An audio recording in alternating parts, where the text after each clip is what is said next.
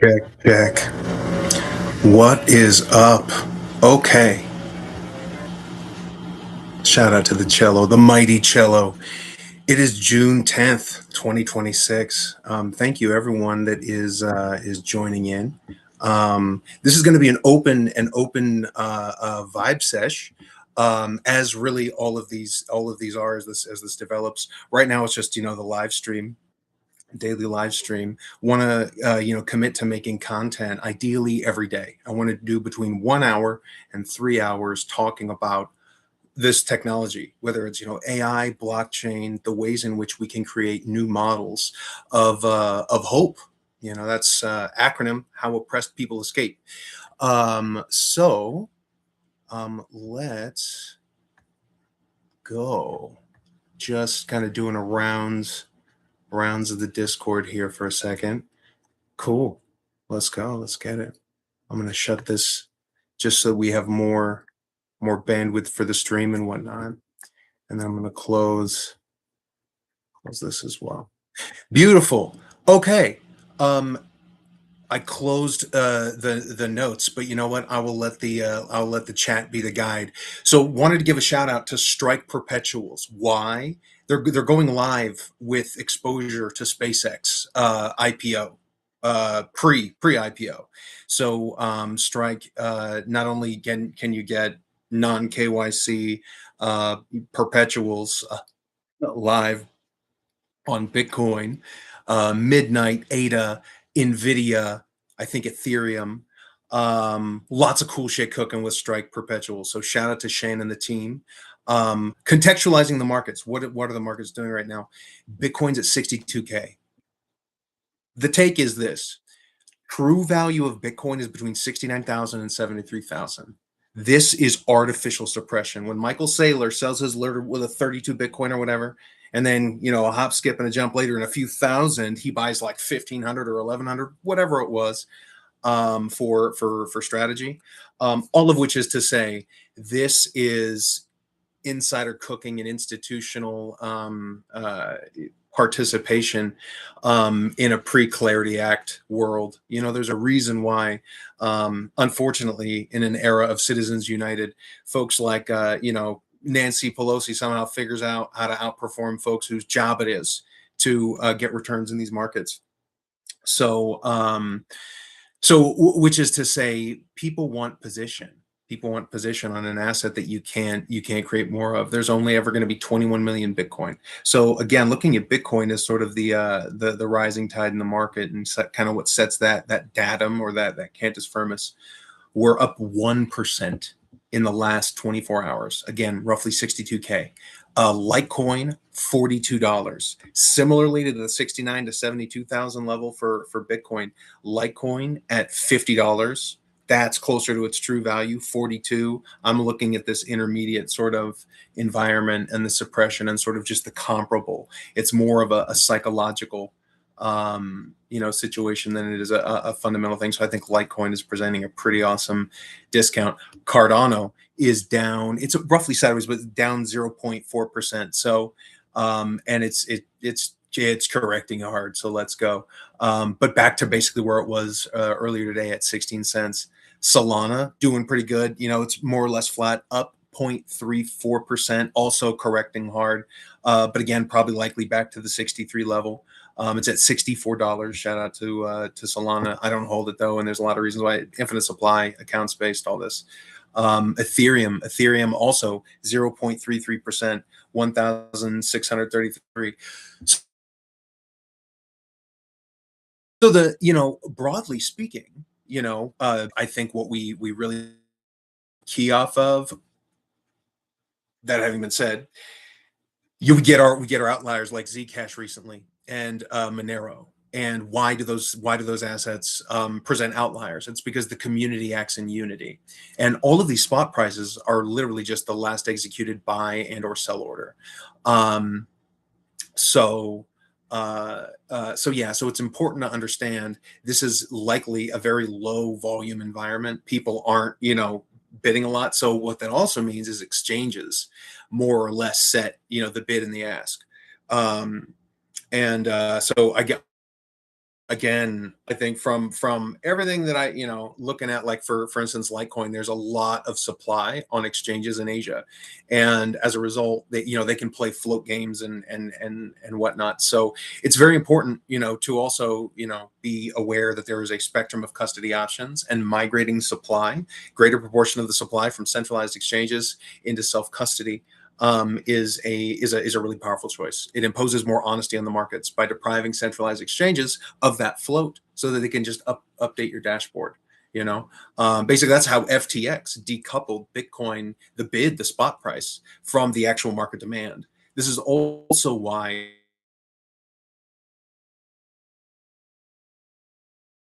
Bitcoin, people say, uh, that is not so, because had FTX not existed, because basically what was happening, people would say, hey, I log into their FTX account, buy $10,000 worth of Bitcoin. FTX would update dashboards saying, great, you have that much, Bitcoin, but they weren't actually moving unspent transaction outputs on the L1 ledger. So it was decoupling from the market, that bid and that liquidity, and then they were funneling that liquidity to another token. So when these centralized custodians deposits on their books, let's say it's 300,000 Bitcoin or something crazy, like whatever's on Binance. Binance has like legendary troves of all these assets, right? When you have that much float, and your daily use is some percentage of that, let's say it's 20% of that every day, right? Well, that means you've got 20% that you got to be good for, and then 80%. Yeah, shout out to the chat. Yeah, let me see if connectivity is good. Yeah, it should be good. It should be good. But yeah, shout out to the chat. Um, Yeah, so the spot price and the bid for the assets at these centralized exchanges. So if one of these centralized exchanges has hundreds of thousands of Bitcoin, or Ethereum or Solana or Cardano or BNB or PEP or SNEK or whatever your asset is, whatever your digital asset is, if they know they have to be good for 20% of their deposits, but they've got that float, there begins to be that temptation, and that one, you start getting a lot more playing with the spread. When you can sell your asset, like say you want to sell your Bitcoin right now, it's again 62K. Like who knows what that looks like, at one of these major exchanges where you can sell it thing, so there's all kinds of this stuff. Whereas if you remove that float, if the customers actually begin custodying, at least proportions, because there's a spectrum of custody options, but having custody of those assets makes the when a Michael Saylor in a strategy says, hey, look, I want to get 1,000 Bitcoin, and I want that by the end of the week, right? Who you tapping, right? You're going to probably tap on Coinbase's shoulder. You're going to tap on those OTC markets, but that's another thing. OTC is just over the counter. Those opportunities are drying up. There's less liquidity available in those OTC markets, and that's a good thing, because that means that more of the bid has to actually hit the open market, and so when the centralized exchanges lose the float and they can't play like the settlement games, because they may not be doing all the way what Sam was doing at FTX, which was really dishonest, because you're taking those dollars that are supposed to be for the one, and not only are you not getting that, but you're funneling it an entirely different thing, and then they were taking, they were leveraging their FTT token. It was crazy, man. So yeah, so education is super important there. Yeah, man. So shout out to the Cardano collective, man. Shout out to folks that are building out here. And man, being a solution to the powers that be within the Cardano ecosystem and the founding entities. These people that have had billions of dollars worth of capital, and we have projects like Strike that is doing on the blockchain on Cardano anyway. And again, shout out to being able to get, I think they said 5x exposure, long or short, you know, on the SpaceX IPO. So that's powerful. That's very powerful. You know, and they've got their token, a strike token. Again, not financial advice. Do your own research. But these platforms that are generating a lot of revenue, you know, they want to incentivize holders to add liquidity, you know, and at the same time they want to, you know, how do you do that? You give returns, right? And but then when folks contribute liquidity, bids, you know what I mean, the use of the platform becomes easier, and it becomes more profitable, you know, because then you can do larger bids, right? Like, man, in this there's this major UFC event coming up soon, you know, at the White House of all things, with Justin Gaethje. Word is he put $1 million bid on Justin Gaethje, and my understanding is also that Justin Gaethje is an underdog. But yeah, so this one guy put $1 million bid on the underdog. So by having more liquidity, whether it's an odds market like Bodega Cardano, there's another one too. I think that's cooking maybe on midnight or something like this, or a perpetuals platform like you hear about Hyperliquid, you hear about Aster, you hear about Strike. You know, I really like what Strike is doing because it's the only one that is has security perspective. And yeah, they support, I think they support Bitcoin, they support Ethereum, they support, again, ADA and Night, and some of the major Cardano native assets like SNEK, you know, shout out to SNEK. But yeah, man, so like a couple things I wanted to touch on: Litecoin, Pepecoin, yeah, and then like SNEK and Strike, I think, are good because we want to, you know, exponentiate value and opportunities that we have, you know. Shout out also to C-Swap, man. I'm a big fan of everything that I've heard about how they're building. Um, yeah, and man, I think Strike does have a live proposal. You know, they asked for, I want to say it's between like maybe 6 million or 7 million ADA for liquidity. Yeah, just really get using the platforms. And again, as the volume grows, then the profitability grows. You know, for strike holders, and just the entire ecosystem. You know, you've got more transactions happening on the Cardano L1 blockchain, which feeds the stake pool operators and whatnot. So that's another thing. That's another major thing. Like, how do we create um, uh, um, an emergent fourth entity to push back on the three founding entities? Right. That's where, shout out to the Discord. You know, you've got to, like Archimedes said, give me a long enough lever and a place to stand, and I will move the world. Um, yeah, our ability to organize and get a unified plan and a vision and understand, oh wow, so for instance, having 20, 30, 40, 50, 60, 70, 80, 100 stake pool operators, single stake pool operators all around the world. Folks that don't know what those are the folks that are running the infrastructure that powers this, you know, and all of the opportunities that running that hardware can mean. And so it's important, like, one, when if these stake pool operators are aware of each other and can collaborate and say, okay, how can we literally exponentiate, you know, the value that we're creating? So if they're natively producing ADA yield every 5 days, it's called like an epoch on Cardano. What happens if they start coordinating that ADA revenue and turning it into stablecoin liquidity, or participation in the native staking rewards alone? Sorry, just looking at the chat and whatnot. Yeah, there's a bot through Stream Elements. You know, shout out to Stream Elements. StreamYard is I've heard that that's ultimately the way to go. To be able to multi-platform from like Kick and YouTube and X and Twitch and the whole stack. and that definitely is the intention. Um, but yeah, who knows about the and it's an interesting time.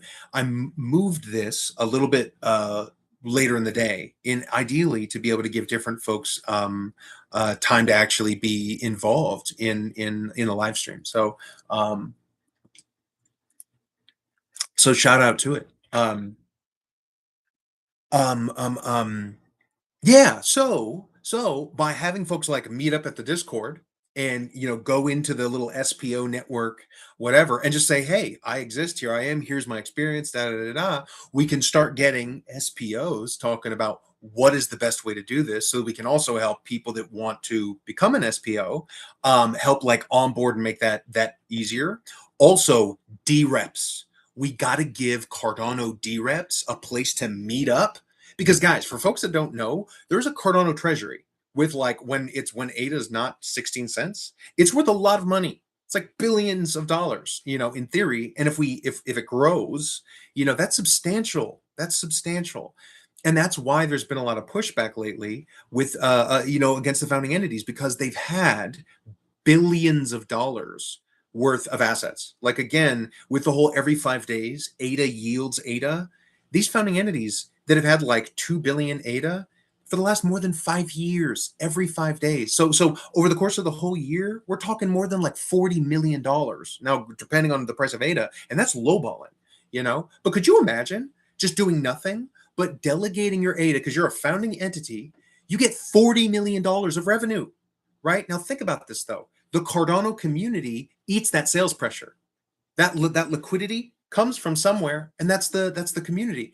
And so when you have these founding entities that are given this endowment and all of the means, and their mandate, as they say, is to help the ecosystems grow. I've seen, I believe all across blockchains. To me, the primary value proposition of Cardano, like initially, was it unlocks expressiveness for Bitcoin. It allows a secure layer. Like we always hear about these hacks and whatnot in like Aave and da da da da da. These are typically built on EVM and accounts-based blockchains, like Ethereum and Solana. So there's trade-offs. Security is one of them. Solana is really fast, but it's got a really centralized validator set. Like for instance, to hold the entirety of the Solana ledger is 600 terabytes. Plus. Whereas the entire history of Bitcoin is 1 terabyte. Entire history of Litecoin, 100 gigabytes. Entire history of Cardano is about half a terabyte. So these are orders of magnitude smaller than Solana from just that fundamental. What do you need to validate the chain? And so that's why when Solana goes out, there's a reason why it goes out, because there's high requirements for the validator set, because the chain bloat, it's growing so rapidly. So like if you're actually trying to build an edifice upon which a community can build and become strong and independent from nation states, because that's the goal, guys. Like to me, I was paying attention to what Larry Fink was saying when he was at Davos. You know what I mean? He was modeling 2029 in the context of 1929. 1929 is when the Great Depression started, right? And he even said, if we do not grow our way out of this, we are, that's the only way. And there's only a handful of industries right now in America where that growth is anticipated. You're looking at artificial intelligence, you're looking at blockchain, you're looking at these, so data centers, and you're looking at aerospace, right? So shout out to SpaceX. And again, I want to, highlight Strike Perpetuals. You can get exposure to SpaceX IPO. Literally, guys, I was going, man, peep this. Coinbase is offering exposure to the Strike, or not Strike, rather the SpaceX IPO, pre-IPO, like leverage and perpetuals and stuff, but not for US. You know what I mean? So whereas a decentralized financial platform like Strike, and it's UTXO based as well. I've never tried to access like a Hyperliquid or an Aster. I've heard good things, especially about Hyperliquid. I'm bullish ultimately on because the model that they're building, it's sound. They learned a bit. I don't know enough about the tokenomics, but I do know that they definitely they've got a beginning. And I think when I look at strike perpetuals, for folks that don't know, again, strike perpetuals is basically like what Hyperliquid is doing. They've just got right now less the on and off ramps. So that's another one of the advantages of like Ethereum and Solana. So sure, they have unlimited supplies. That's another reason why I personally don't hold or really prefer like Ethereum and Solana. I've got friends that are building on those chains, and I wish them really well. But like if we're talking first principles, and that I think is the conversation that serves us the most. Acknowledge the humanity. Like VCs spent a lot of money, bonk airdrop to get people going. Ooh, da da da. Get Solana. But it was also a very predatory PvP community cannibalism situation. Let's not get it twisted. Billionaires knew that they could get that greased and going and just start eating retail with bots and like 10 charismatic folks. Basically the thing is, right, you pay 10 charismatic folks to get people running at tickers, right? And then behind the scenes, this billionaire that's paid the 10 charismatic folks 100 grand a year, so you're $1 million in, and then you got bots, right? You get a couple thousand, there's a random round number, 1,000 bots, that follow these tickers. So with the 10 KOs, they're working together, you know what I mean? So, and they also are getting allocation, right? And so there's this really unfortunate extraction situation that began to be built into what Solana is. So in a sense, their effectiveness at marketing and onboarding and being so easy to use also, unfortunately, hurt a lot of people and like put the wrong impression of what cryptocurrencies are. They are literally, in many ways, perchance the last peaceful free market solution that remains to the people, outside of like Second Amendment solutions, which aren't peaceful. You know what I mean? But there is that golden thread that we as humanity can follow. Whether you're in America or you're in Russia or Brazil or Iran or Palestine or Israel or Australia, man, and peace on the people. I'm getting so irritated by all the war, guys. Like that.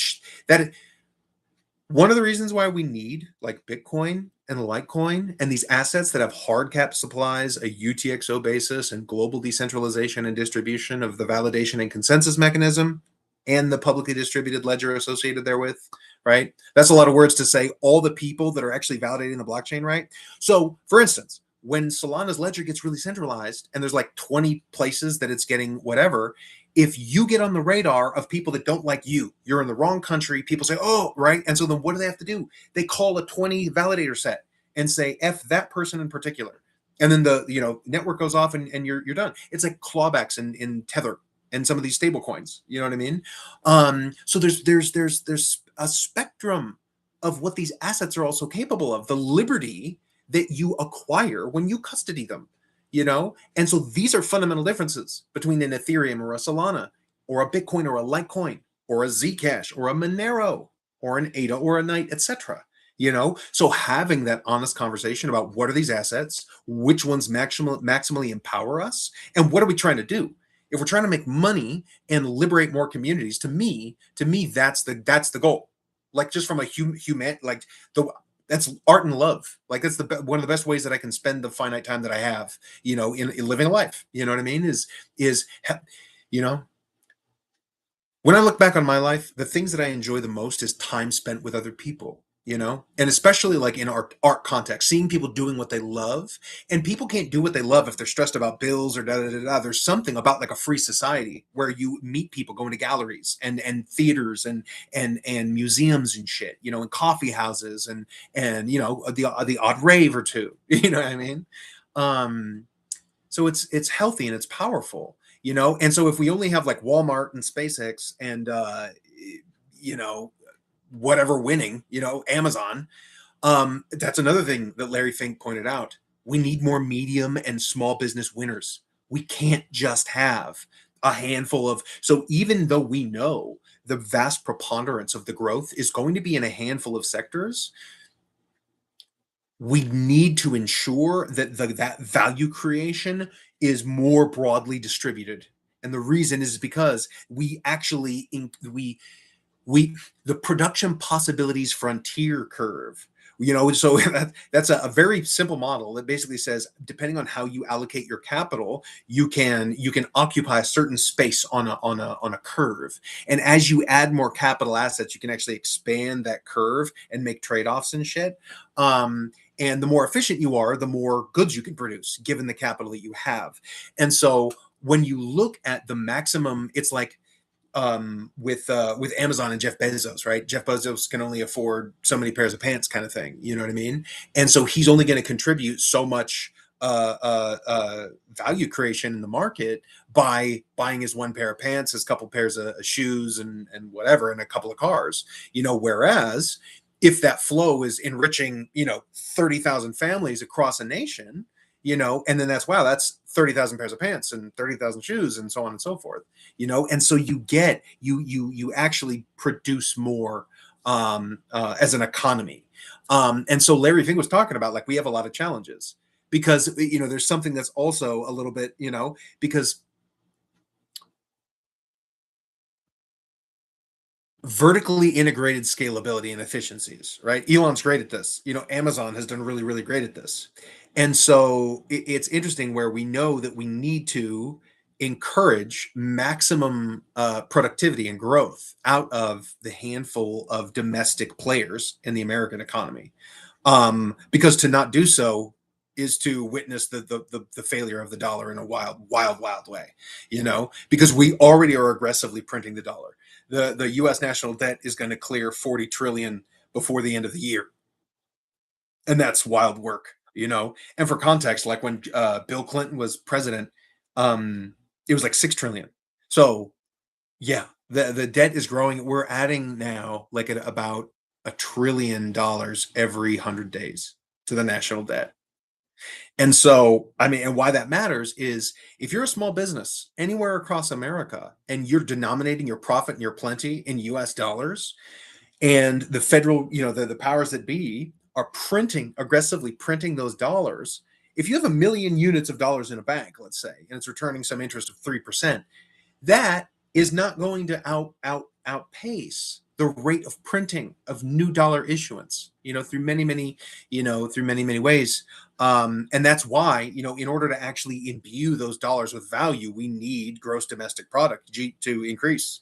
So we want to have the SpaceXs and the NVIDIAs and the Amazons and the Blue Origins and all these, and the Teslas, all of it. We want it, like, classically anyway, we want them to be successful, because the alternative is a really, really weak dollar. But the reality is we're not going to be able to outrun, we want to ameliorate to the best of our ability, and that's why someone like Larry Fink was having the conversation that he was having at the World Economic Forum at Davos, like however many months ago, and why that matters. He's the largest institutional asset manager in the world, and if that gentleman is modeling 1929, somewhere in his head with 2029, 1929, man, we would be more than remiss if we did not consider the importance of having a plan to weather that winter, and to me, that is the conversation to have.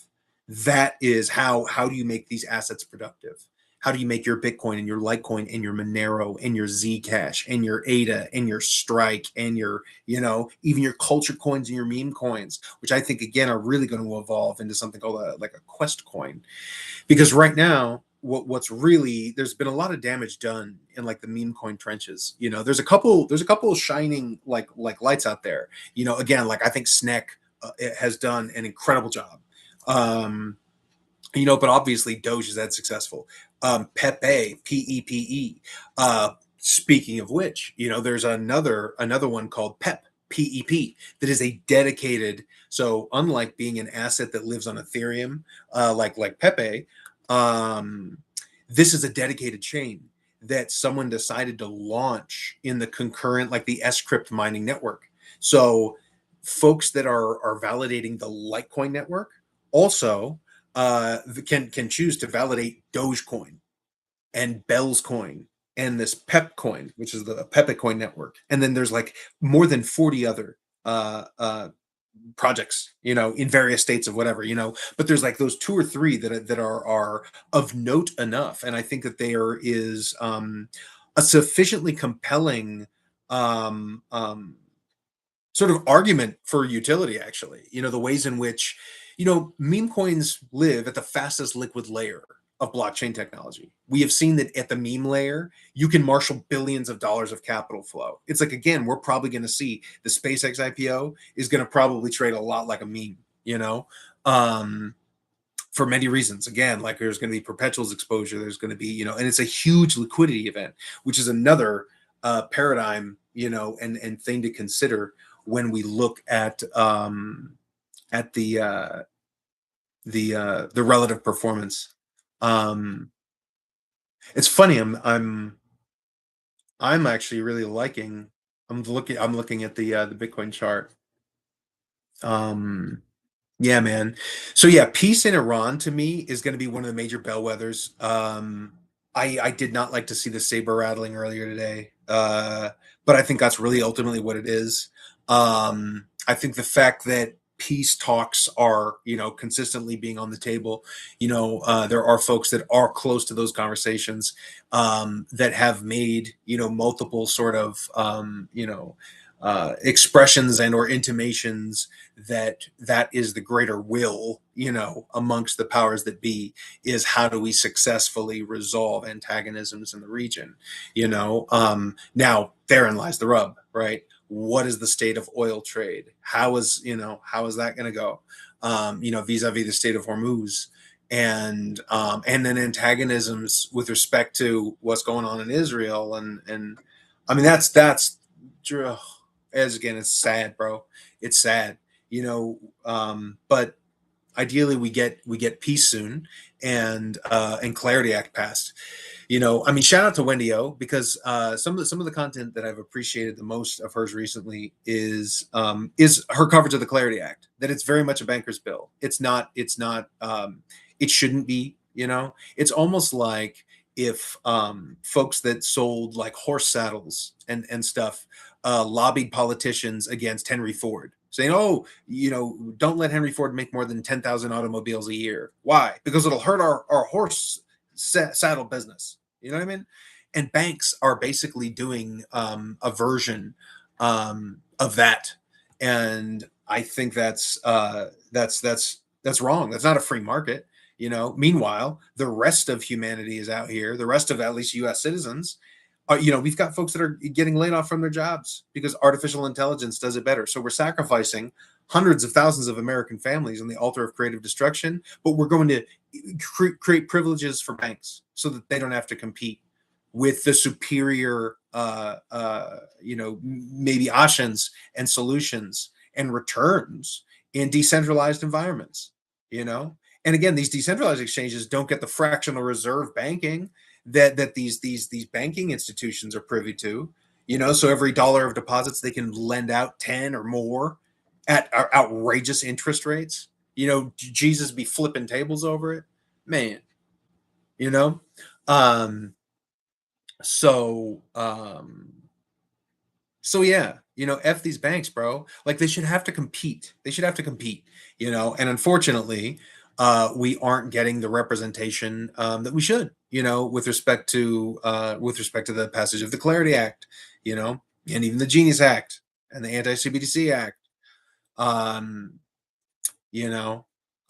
But yeah, I say free markets, right? Free markets and free minds win. Let decentralized exchanges, let people take those risks, let them be educated about what they are, ensure, right? Because folks can use chain analytics, see, oh, is this a centralized situation? Is it sufficiently decentralized? Like there's different ways in which the powers that be can allow these things. And quite frankly, open source code doesn't care what anyone allows. That's the beauty of them, is we can peacefully decouple money from state using these open source protocols and sovereign digital assets. That, because the Promethean fire of freedom that Satoshi Nakamoto lit when he released the white paper on Halloween night 2008, or when that Genesis block was created around January 3rd, 2009, was that for the first time, every human being on the planet with an internet connection and a smart device could custody the capital that they create in a finite life. Like that's wild. Capital expression at all points of the globe, anywhere the internet touches, and right, if you've got that hard cap supply, that UTXO basis, and the global decentralization and distribution of the validation and consensus mechanism, you can get that signal out, and there's an entire global network, that is facilitating your ability to transact with that asset, and when we know the powers that be are not honoring the dollar, they're printing it ad infinitum. There's no limit to the dollar. Whereas those that choose to participate in the Bitcoin network and the Bitcoin ledger, there are 21 million Bitcoin that will ever exist. Each of those Bitcoin is natively divisible by 100 million units that the community calls Satoshi, in honor of Satoshi Nakamoto, the pseudonymous creator of Bitcoin. It's interesting, like there's Satoshi penny parity. When one Satoshi is equal to 1 cent or 1 penny, 1 Bitcoin will be worth 1 million US dollars. So that's interesting. So like when you see Bitcoin at $100,000, it's about 1 Satoshi. The smallest unit is about 1/10 of a penny at 100 grand. The smallest unit, the native unit of Bitcoin, will be 1 penny at $1 million. And we don't even use the penny anymore in America. How crazy is that? So when you think about, the headroom that Bitcoin has to grow, it's really, really exciting, and similarly, it is so that, so there's 84 million Litecoin. Charlie Lee took what Bitcoin, what Satoshi released, and then the community helped, cook out and build together, including folks like, Charles Hoskinson was kind of in those orbits and circles, but Charlie Lee, legendary engineer. He's the gentleman that he was basically the original chief technical officer at Coinbase. And he's the gentleman that launched Litecoin. And so he used the silver to gold analogy. There's roughly about 4 times as much silver in the earth as gold. So he said, okay, well, what if I go, instead of 21 million, I go 84 million? And I'll get there by increasing the block time. It'll be 4 times as fast. So it'll produce a block 4 times faster, because he also is learning. He learned, because we got Bitcoin and the 21 million UTXO based Bitcoin were released January 3rd-ish, 2000, depending on where you are on the planet, 2009. And then we had in October 2011, Charlie Lee released Litecoin to the GitHub and whatnot. And then that started going, and then at the same time, he's working at Coinbase, and and then he created this multi-asset vault and stuff that really allowed Coinbase to offer services, so shout out to Charlie Lee. But yeah, man, it's understanding what these assets are is really, really, really important. And it's the way in which we actually maximally empower the community, and so by having those honest conversations about the extraction on the Solana network doesn't mean that we just walk away from our friends that are building on Solana. Ideally we cultivate solutions on superior assets, and then and then the people can get your free markets and free minds. You know what I mean? And so, and also, if people are making their money on the Solana side, because there is venture capital participation there. So that's the other way. If we want to maximally win, we also, our friends that are building on the Solanas or whatever they're doing out there, if they're at least conversant in and they understand the trade-off, and the ways in which perchance they weather the winter better with Bitcoin and Litecoin and these UTXO-based assets with hard cap supplies and global decentralization and distribution of the validation and consensus, so that's really powerful, and then I think another thing that I'm really, really excited about is an alternative model for young folks that are going to college. You know what I mean? That's not really a viable choice, economically for the vast majority of folks. If you think about it, could you imagine going $50,000 in debt? You're going to work really hard for other people, professors, for 4 years. You're going to live in close quarters. And then at the end of the 4 years, you're maybe $50,000 in student loan debt that you cannot write off. You can't declare bankruptcy on it or any of this kind of stuff. Also, so you just inescapably, you got that. And then you get this piece of paper and who knows what kind of a job market, right? If we imagine today, folks that are just starting college, and shout out, it's summer, let's go. But yeah, so 2032, could you imagine? Who knows what the job market is going to be like in 2032? And so if you were 18 or 19 years old, right, what is an alternative model that might be really more promising, more hopeful? And again, hope is how oppressed people escape. I would contend a crypto hope house. And again, how oppressed people escape. Yeah. And they do that with cryptocurrency and AI, and there's, there would be a model. So imagine this. If instead of going, $50,000 into debt, student loan debt, educational debt that you cannot declare bankruptcy on, 4 to 6 young entrepreneurs having small business loans, right? Worst case, you can declare bankruptcy on that. You can write off at your home office some of your expenses. So there's a lot more optionality in the kind of debt, the nature of the debt, right? And so then if you had 4 to 6 young folks, some of them may avail themselves of this sort of option. What could they achieve in 4 years? Could 4 to 6 young people own a house that they can be, right? So you find like Maine or New York or Texas or Florida or like California. There's nowhere that this couldn't, people couldn't, cook this recipe, you know. But so then you imagine that model where you get young people, and basically the way that the proposal that I would say is one of the things that's facing a lot of young people today is not feeling like an hour of your life isn't respected. 40 hours doesn't put a roof over people's heads. It's crazy, dude. Whereas back in the day, in the whatever. So we definitely need to get back to there. And a lot of these young people, when they're thinking about going it alone and, oh my gosh, do I go into debt with the school thing? And they think they don't really have a choice. But right, and really it's bad if they only feel like that's okay with the military or education, And there's a whole lot to unpack with the military too when we talk about national debt. The military is the largest socialist expenditure on the balance sheet of the United States. That is a lot of our tax money funding a lot of be it the GI Bill, disability insurance and whatnot. Shout out to Wolfaden in the chat. Good to see you, bro. It's good to know that the chat's working, man. I've got this thing that says chat disconnected, successfully connected, chat disconnected, and then da da da da. So it's good to know that it works. But yeah, man, where was I? I was going somewhere on something, man.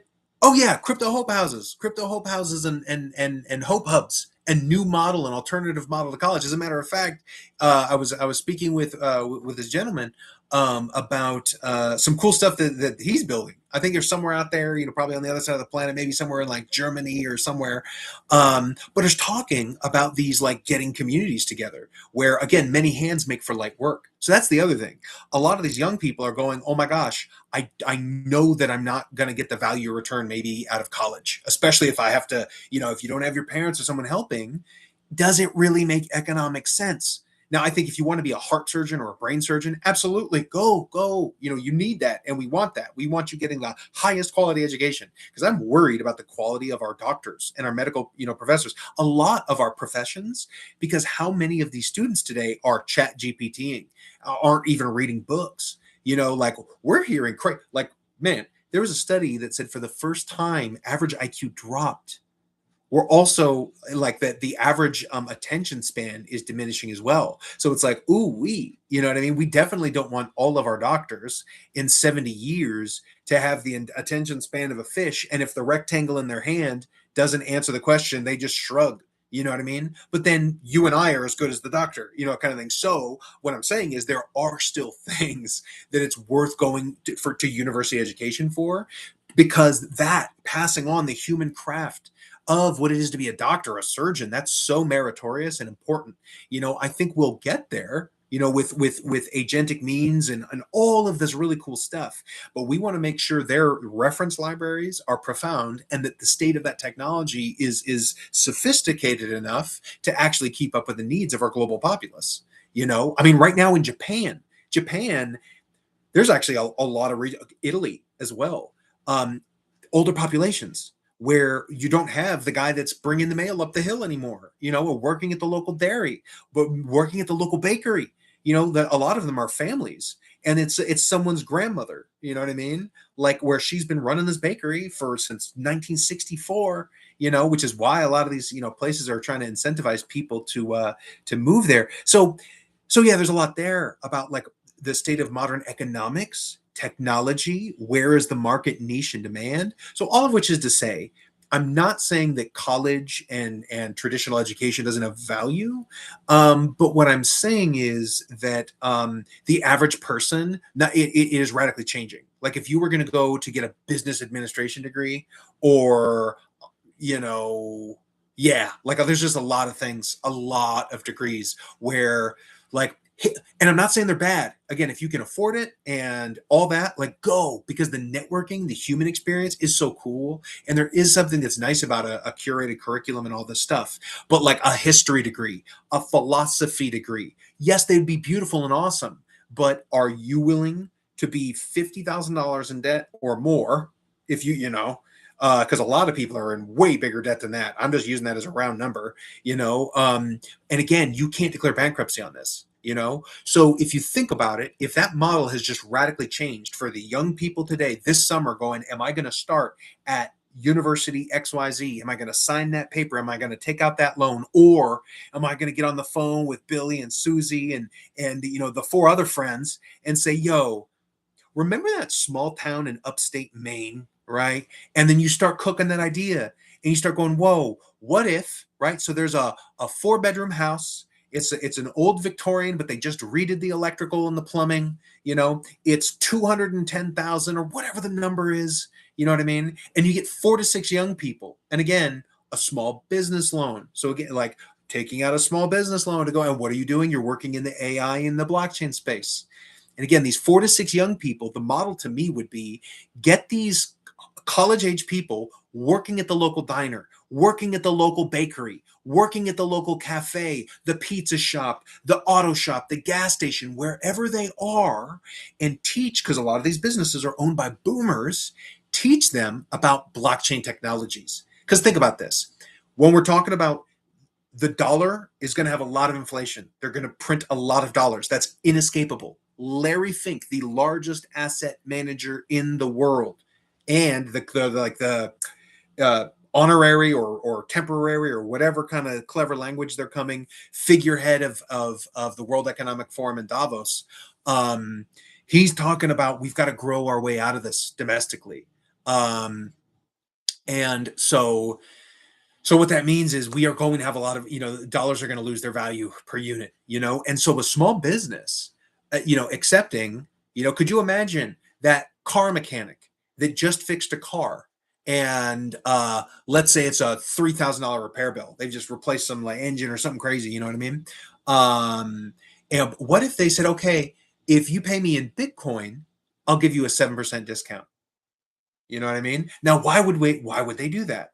Well, because in that one move, for one, without even using a centralized exchange, so you're peer-to-peer, so there's some just interesting optionality that a small business would get, that way. But one, you help bolster the Bitcoin network. One, so you're empowering a global network that gets stronger. Two, you're escaping fiat inflation. You've done service. You've created. You've helped this person with their car. You've done a couple $1,000s worth of work, and they're paying you for it. So boom. But so in that one move, you're escaping fiat and inflation. You're getting the optionality of what Bitcoin is, and what it is growing more and more and more. You can now borrow against your Bitcoin. You can tap lines of credit. You can do so much, and that so much is growing on blockchains, especially and in particular Cardano. That chose explicitly, and this is what I will always respect Charles Hoskinson is for choosing to make that hard decision. Now granted, he had his money right when he made that decision, so it's a little bit easier, because he was participating in the Bitcoin and in Ethereum and whatnot. But unlike what Vitalik and Ethereum did, where they're like, look, we can sprint to the cash before the crash. We can get product to market, right, using EVM and accounts, right? So I just go, cool, bet, Billy, your account is worth 1 million units. You don't have to add up UTXOs and spending and unspending over the course of time. Don't even worry about that. You're worth 1 million units. You're worth 500,000 units. Your account, the declaring that these accounts have value. But when you decouple that mathematical, determinism and that formalism and what constitutes the balances that are associated with these accounts, you introduce these vulnerabilities and these securities, these limitations in parallelism, concurrency, scalability, and fundamentally security.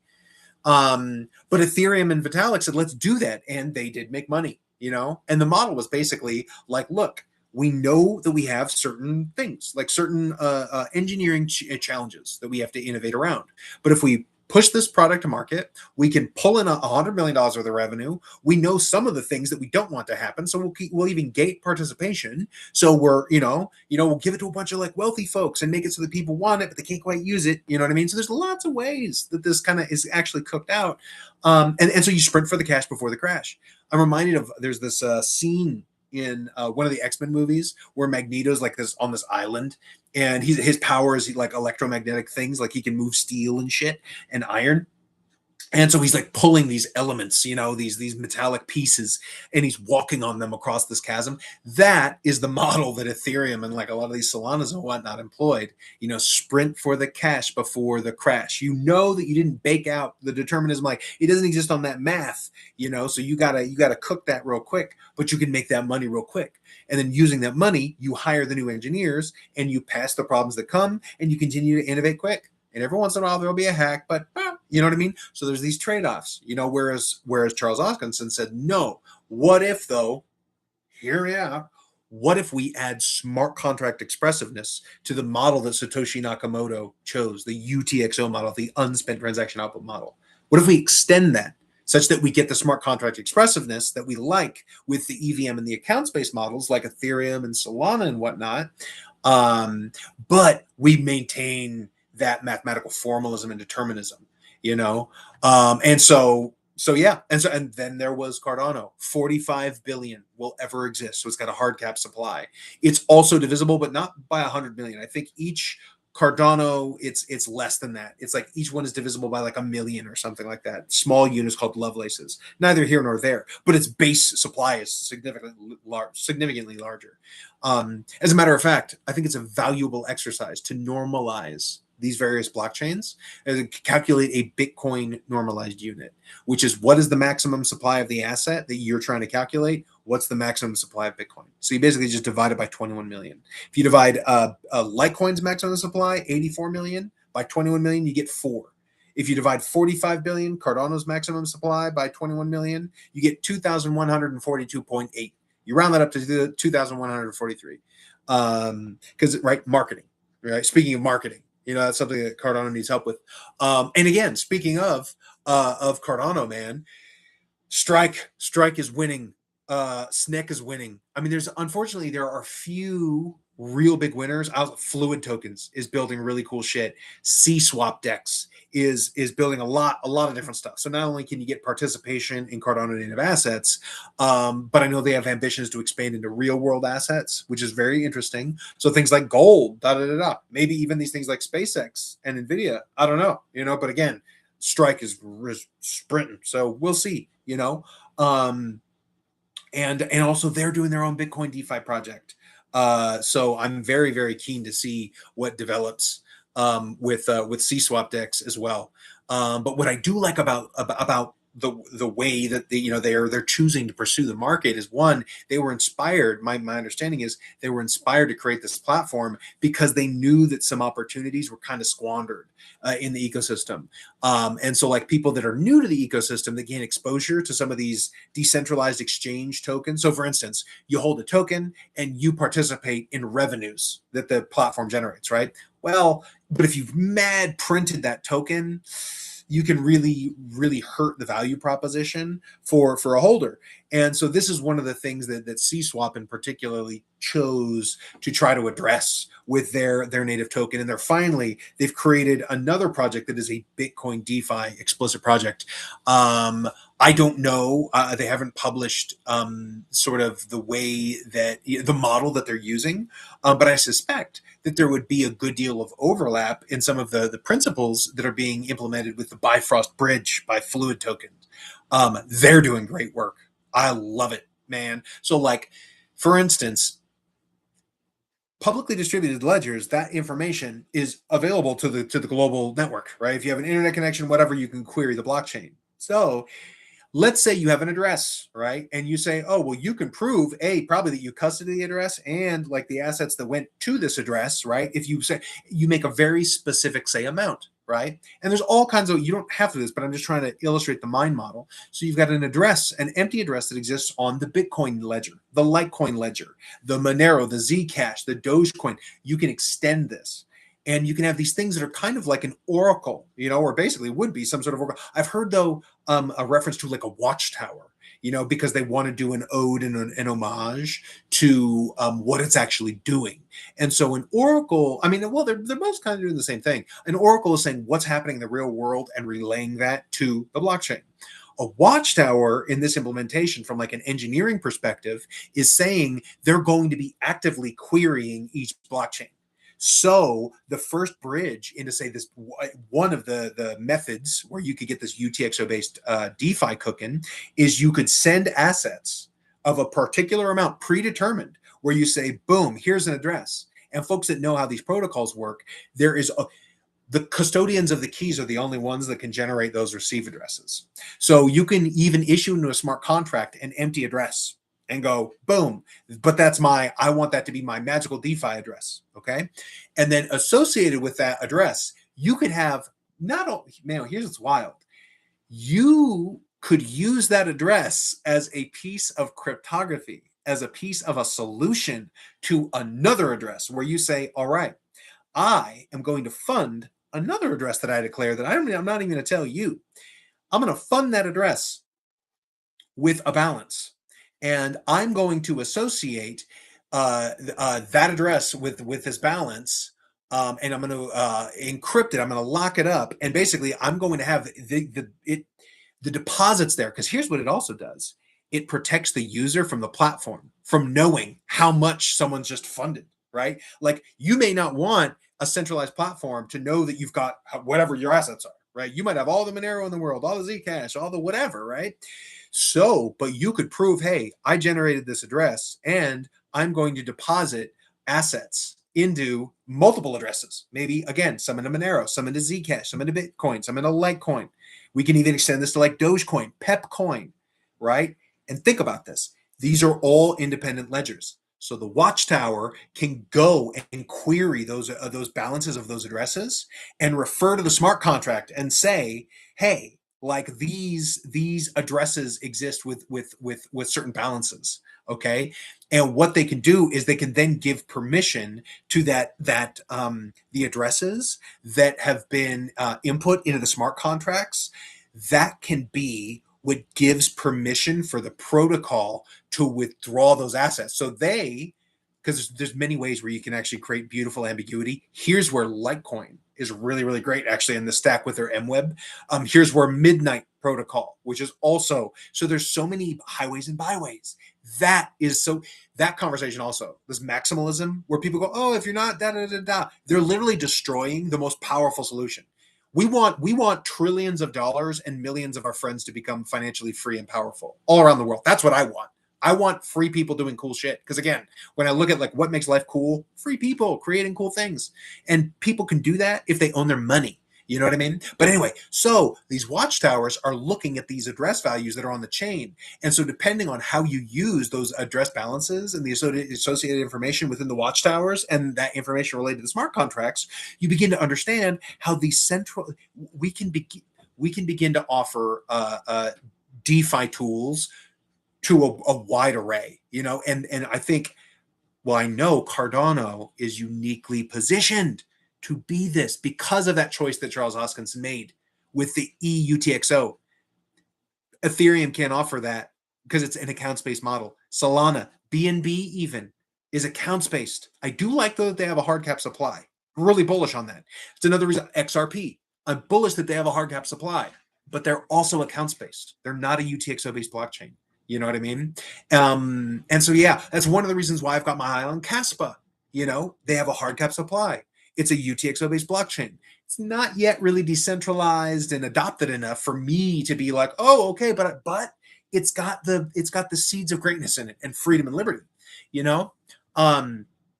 Anyway, so super bullish on this, man. Like, when people realize, so now when you've got Bitcoin, so people that know, like, why does this matter? Why should we be educating our community? And proof of work, but therefore damn fast. Yeah, man. I mean, there's a lot there, right? Yeah. So Bitcoin and Litecoin are both proof of work. Litecoin's more efficient. There's also shout out to Ergo. And whereas ADA is proof of stake. And what's cool is having them mutually running is actually it's optimized. There's actually a Minotaur proof of a multi-resource consensus paper in which it was proven, and actually processes and whatnot of these various blockchains is actually optimally fungible. And so that's another thing that. Oh yeah, he's talking about Caspa. But yeah, that's another serious value proposition of something like a Cardano that I think is super lost. Sorry, man, I'm adjusting some stuff. My screen just got wild, and I don't know if it's coming back. There it is. Now we're back. But yeah. So you're saying you mean Caspa? Yeah, that's my understanding as well. Is they're emphasizing speed. So again, I got my eyes on them, and I think I'm bullish on them. I like, again, they've got a hard cap supply of just shy of 29 billion. It's UTXO based, but they also want smart contracts. So there's huzzah that as well. But again, we got to get that distribution. We've got to see, right? We got to see, where it goes. But that is a powerful thing, and like Monero. See, that's the other thing is if I'm looking at Cardano, like which blockchain, so obviously Bitcoin, the Bifrost Bridge, what Bitcoin Karma is the name of this project that CSwap is offering. And so it's very, very exciting. So suddenly, like with Bitcoin natively, so 7 transactions per second, guys. That's Bitcoin's tapping out at 7 transactions for apples to apples, the Visa network plus transactions per second. So that's why when folks get like toxic maximalists and all this stuff, they're betraying their fundamental ignorance of the actual engineering and the ways in which these networks work, what they are.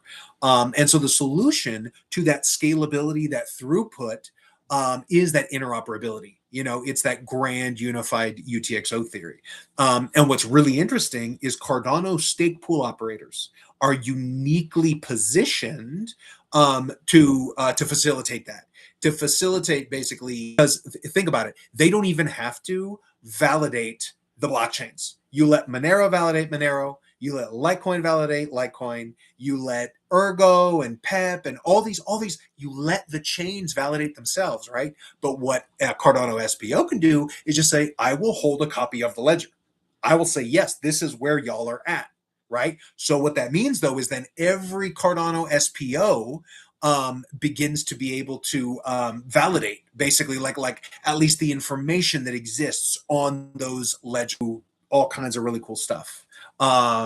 So yeah, like I'm so bullish on the market possibility and potential and opportunity that exists for Cardano in particular because of that. Like not only, and again, people that are like, Bitcoin will die because it'll get too expensive to validate it energetically. Well, again, that's one of the other powers here is every Cardano SPO could implement the Minotaur, or we could bake into the multi-resource consensus and make every Cardano SPO validate the Bitcoin ledger, but doing it it's more than 30,000 times as energetically efficient. So while Bitcoin's spending untold millions of dollars a day, Cardano could be concurrently validating Bitcoin for $100 a day, and offering the network, solutions to the, participating in the production of blocks. I mean, there's just there's a lot there, and facilitating the Lightning Network, which is a secondary custodial layer that helps Bitcoin transcend the 7 transaction per second limitation of the L1 network. But that is the conversation that a lot of people, like maximalist toxic folks, they don't want to divulge that it's like, oh, that's a custodial network, unless you're running your own Lightning Network node, So that's another brilliant use case and utility that the Cardano network can provide and maximize freedom, because they can then be also on ramps and off ramps for Lightning Network as well. Like there's just so much exponentiation, it's like force multipliers in military terms, or it's why engineers work in teams. Every engineer you add, it's an exponential growth in what you can do. It's not just 1 and 1 and 2. So it's powerful, and that's why that's one of the chief reasons why I'm doing this. There's many reasons, right? Freedom and liberty is at the heart of it. I lift my lamp beside the golden door. Give me your tired, your poor, your huddled masses, yearning to breathe free. Shout out Emma Lazarus. You know, for folks that don't know, that's the New Colossus. That's the poem that exists at the foot of the Statue of Liberty, written by a woman named Emma Lazarus. Yeah, man. And so to me, this is our hope. That is how oppressed people, you and me, in the land of the free, you know, these days, man, doesn't feel that way to me, you know. But all around the world, bro, people are. It is rough times. It is rough times economically, and so that's such a hopeful thing that it's like, hold on, these kinds of assets exist. Working some job in Ghana, in wherever, right? Wherever in the world, and you can lock that value in these global networks, you know, and some of them are actual true sovereign digital assets, which means if you possess them, your possession thereof, by virtue of your custody of these assets, they are imbued with certain powers, you know, and among these liabilities, you know, but that's the ability to express them at all points of the globe, right? And that's if you have, and no one can really fuck with them. You know what I mean? Like hard cap supply means no one owns a printer. No one can say, fine, if we want to disempower them,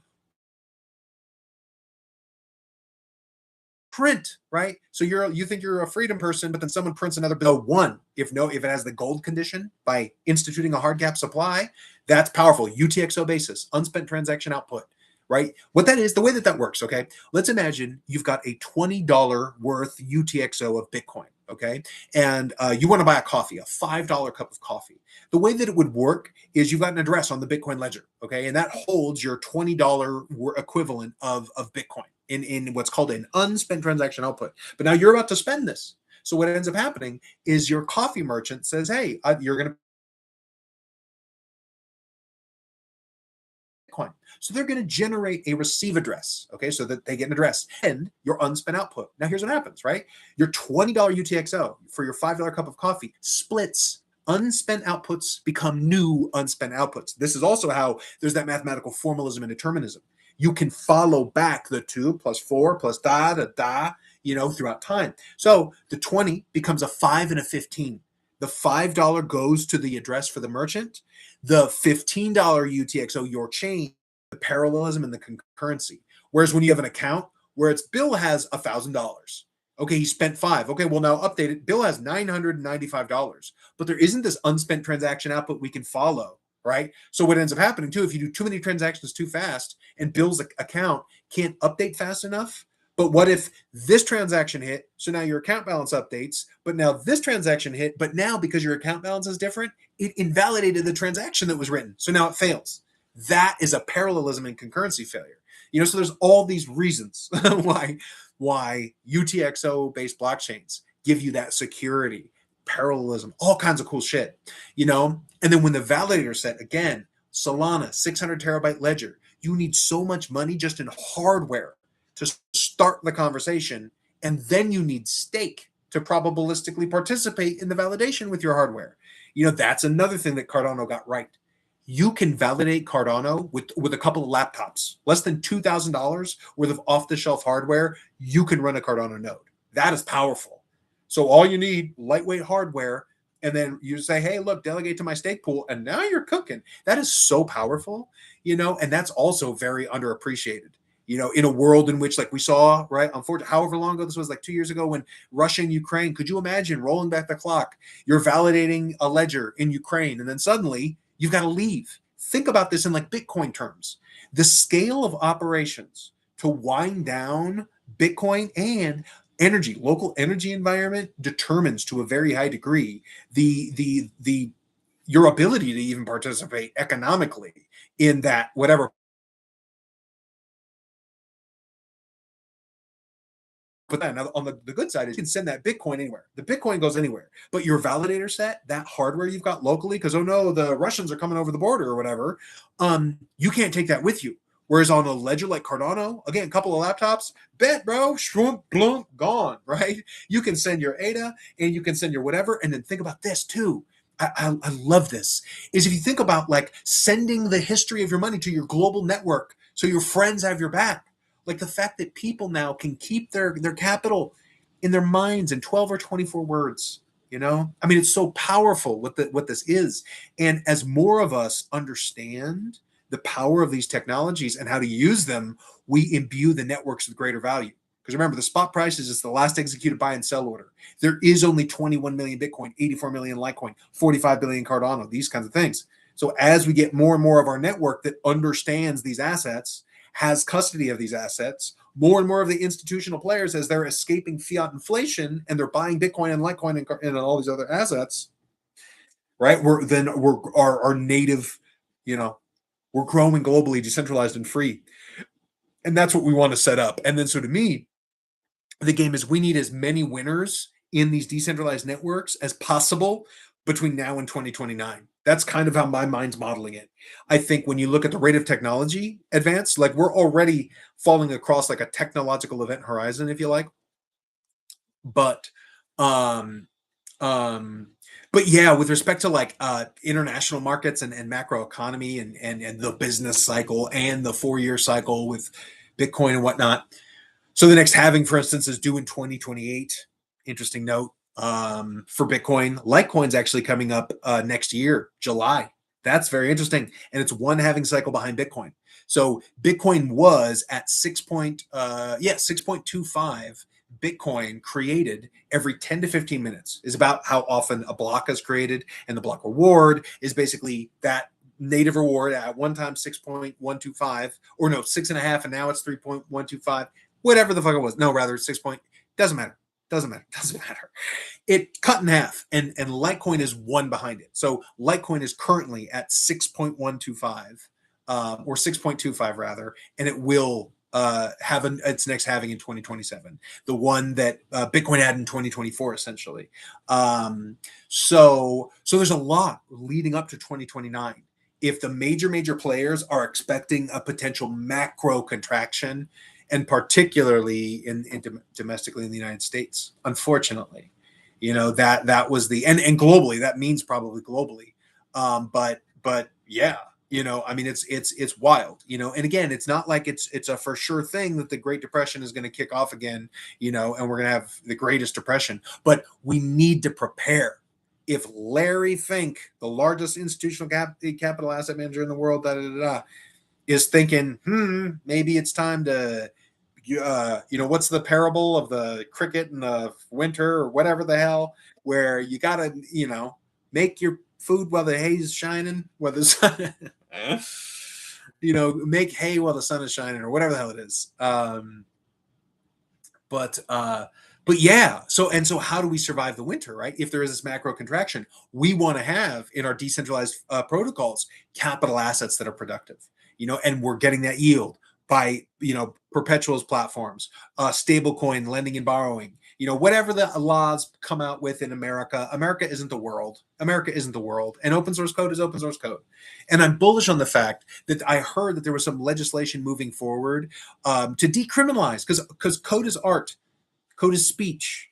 Code is protected by the First Amendment, and you've got folks that are like in prisons because they released code. You know what I mean? Which is ridiculous. So I'm encouraged that people are out there, you know, saying, "Hey, yeah, we're going to correct that." You know, the people that release code, it's not, you know, it's incumbent on, if you want to run it, you take responsibility for doing whatever, right? But if you're going to release a piece of art, you know, then release, you know, whatever. So anyway. So yeah, man, I'm bullish on that, and this knowledge is important, because again, the average retail investor has like a Solana based impression of what these assets are, you know, and that's not the reality. You know, people need to be thinking about, this is how you maintain the power of your capital and the value that you create. So if you're working that job and you're saving the money, like we hear about, you know, money under the mattress, that literally is from the Great Depression.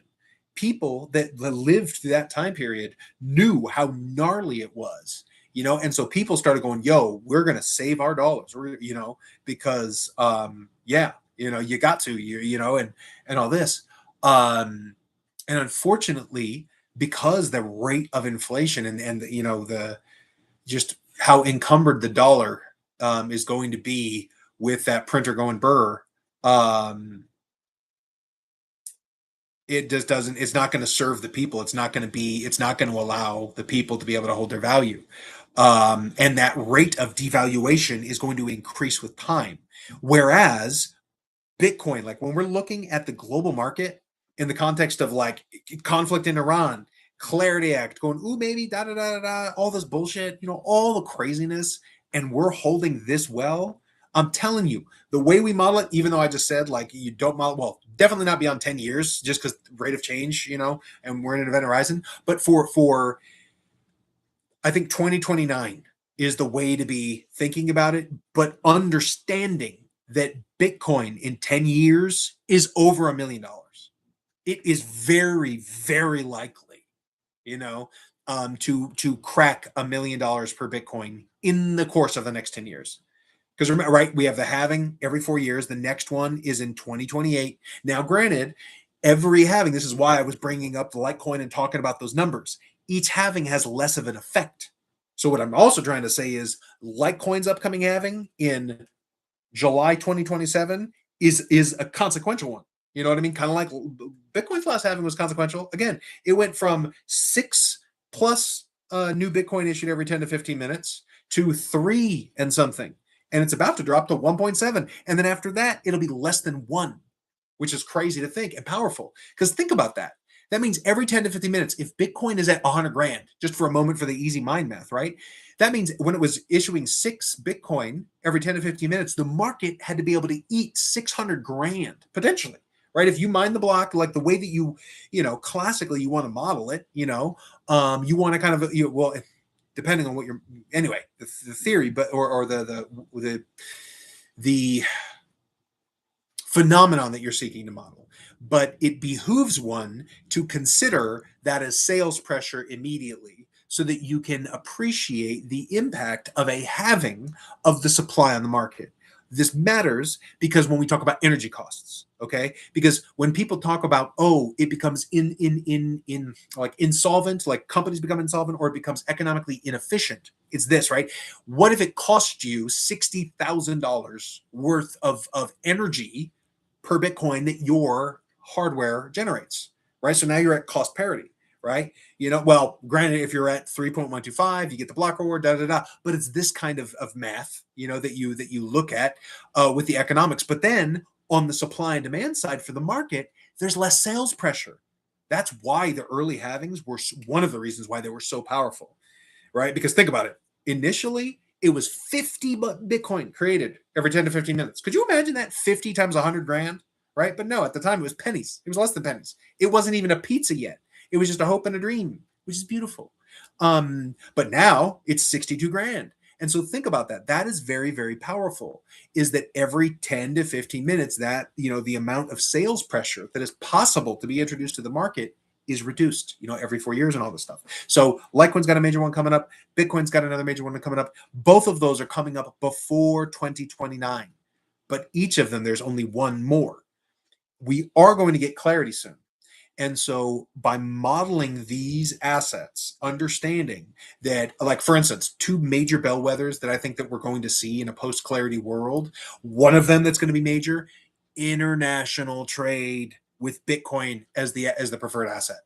I believe that is how the strategic Bitcoin reserve in the United States is established. Quite frankly, it's the most elegant solution. It also creates, what I've called the, tariffs are the stick and crypto is the carrot. The carrot and the stick, where tariffs are really just an auspice for renegotiation in a failing fiat system. So now you open up the lines of communication, but they've pissed them off with these tariffs. But now what if, especially in a post-Clarity Act world, so now you've got laws and regulations and lawyers right for businesses when they want to allocate to Bitcoin or Litecoin or XRP or Solana or whatever, or Zcash or Monero. Yeah, man. Yeah. So yeah, this macro. Looking at the macro. International trade and oil in particular. That's why, man, I think Iran was kind of like trying to steal some of the thunder from America, because really that is kind of the moment that America is looking to do. Because consider this. Because there's going to be so much printing of US dollars, There is only one asset that exists on the global stage that there's mutual agreed medium of exchange. Shout out to, again, the definition of a currency: mutually agreed upon medium of exchange, store of value, unit of account. Powerful, love it. Love that you don't need a nation state to achieve that. But when you're looking at international players, right, we know that back in the day, the rest of the world decided to do trade in the dollars because there was the gold standard. Okay. And that was it's very, very, very interesting. In 1971, however, we decoupled from that, which is also interesting because that's when the World Economic Forum started. Because then the fiat printer became about basically business relationships. Unelected groups of folks looking at the markets going, oh, you think? Oh, I think, so we'll print this much, we'll do this much. So we walked away from what gave international markets a reason to mutually agree that dollars had value. So now when we look at the state of the dollar today, that it is a long way away from 1971. If we cleared $6 trillion debt in Clinton era, I mean, bro, we were probably less than $1 trillion in Nixon's era, because Nixon was the president when we decoupled from gold in 71. So yeah, man, whatever the national debt was then is a lot less than 40 trillion, yeah, so America vis-a-vis international trade, what incentive does China, Russia, Japan, Brazil, anyone, anywhere have in like US treasuries that are dollar denominated? You know what I mean? Like, it loses its economic argument when you want the rate of printing that America is going to have to do just just to keep their own boat afloat. And so if you go, wow, you guys are going to have that. So what is superior to that? Bitcoin. Bitcoin is the only asset that has sufficient international buy-in. It's achieved a rate of adoption and liquidity, and it's moving forward with respect to its regulatory and legislative environments globally. And so if you're America and you're the powers that be and you're putting on your Captain America hat saying, okay, how do we best chest this for domestic markets in America? You advantage Bitcoin. If you want to be the primary player in the international economy, and you used to do it with the dollar, but you lost that, we're losing that rapidly. How do you maintain it? Bitcoin, baby.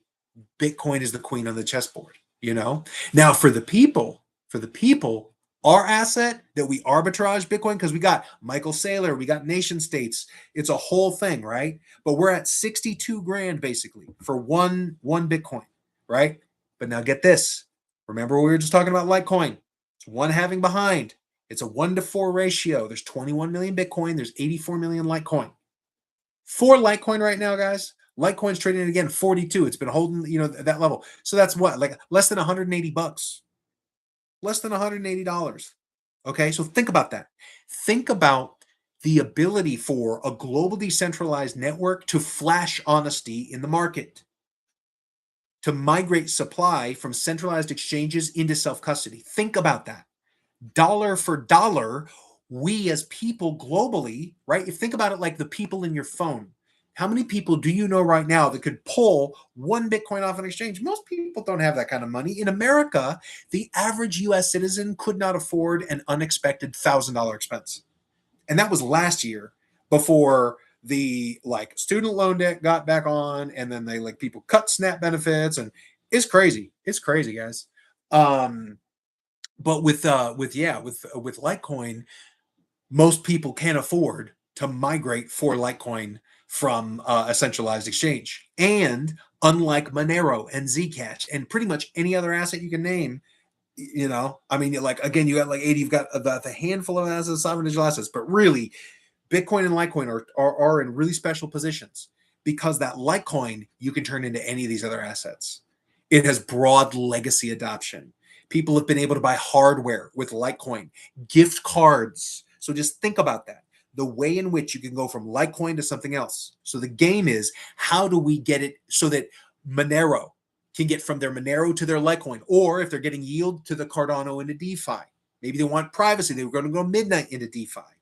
But again, if you're using UTXO-based blockchains and you're trying to get yield, you want to have security, maintain custody.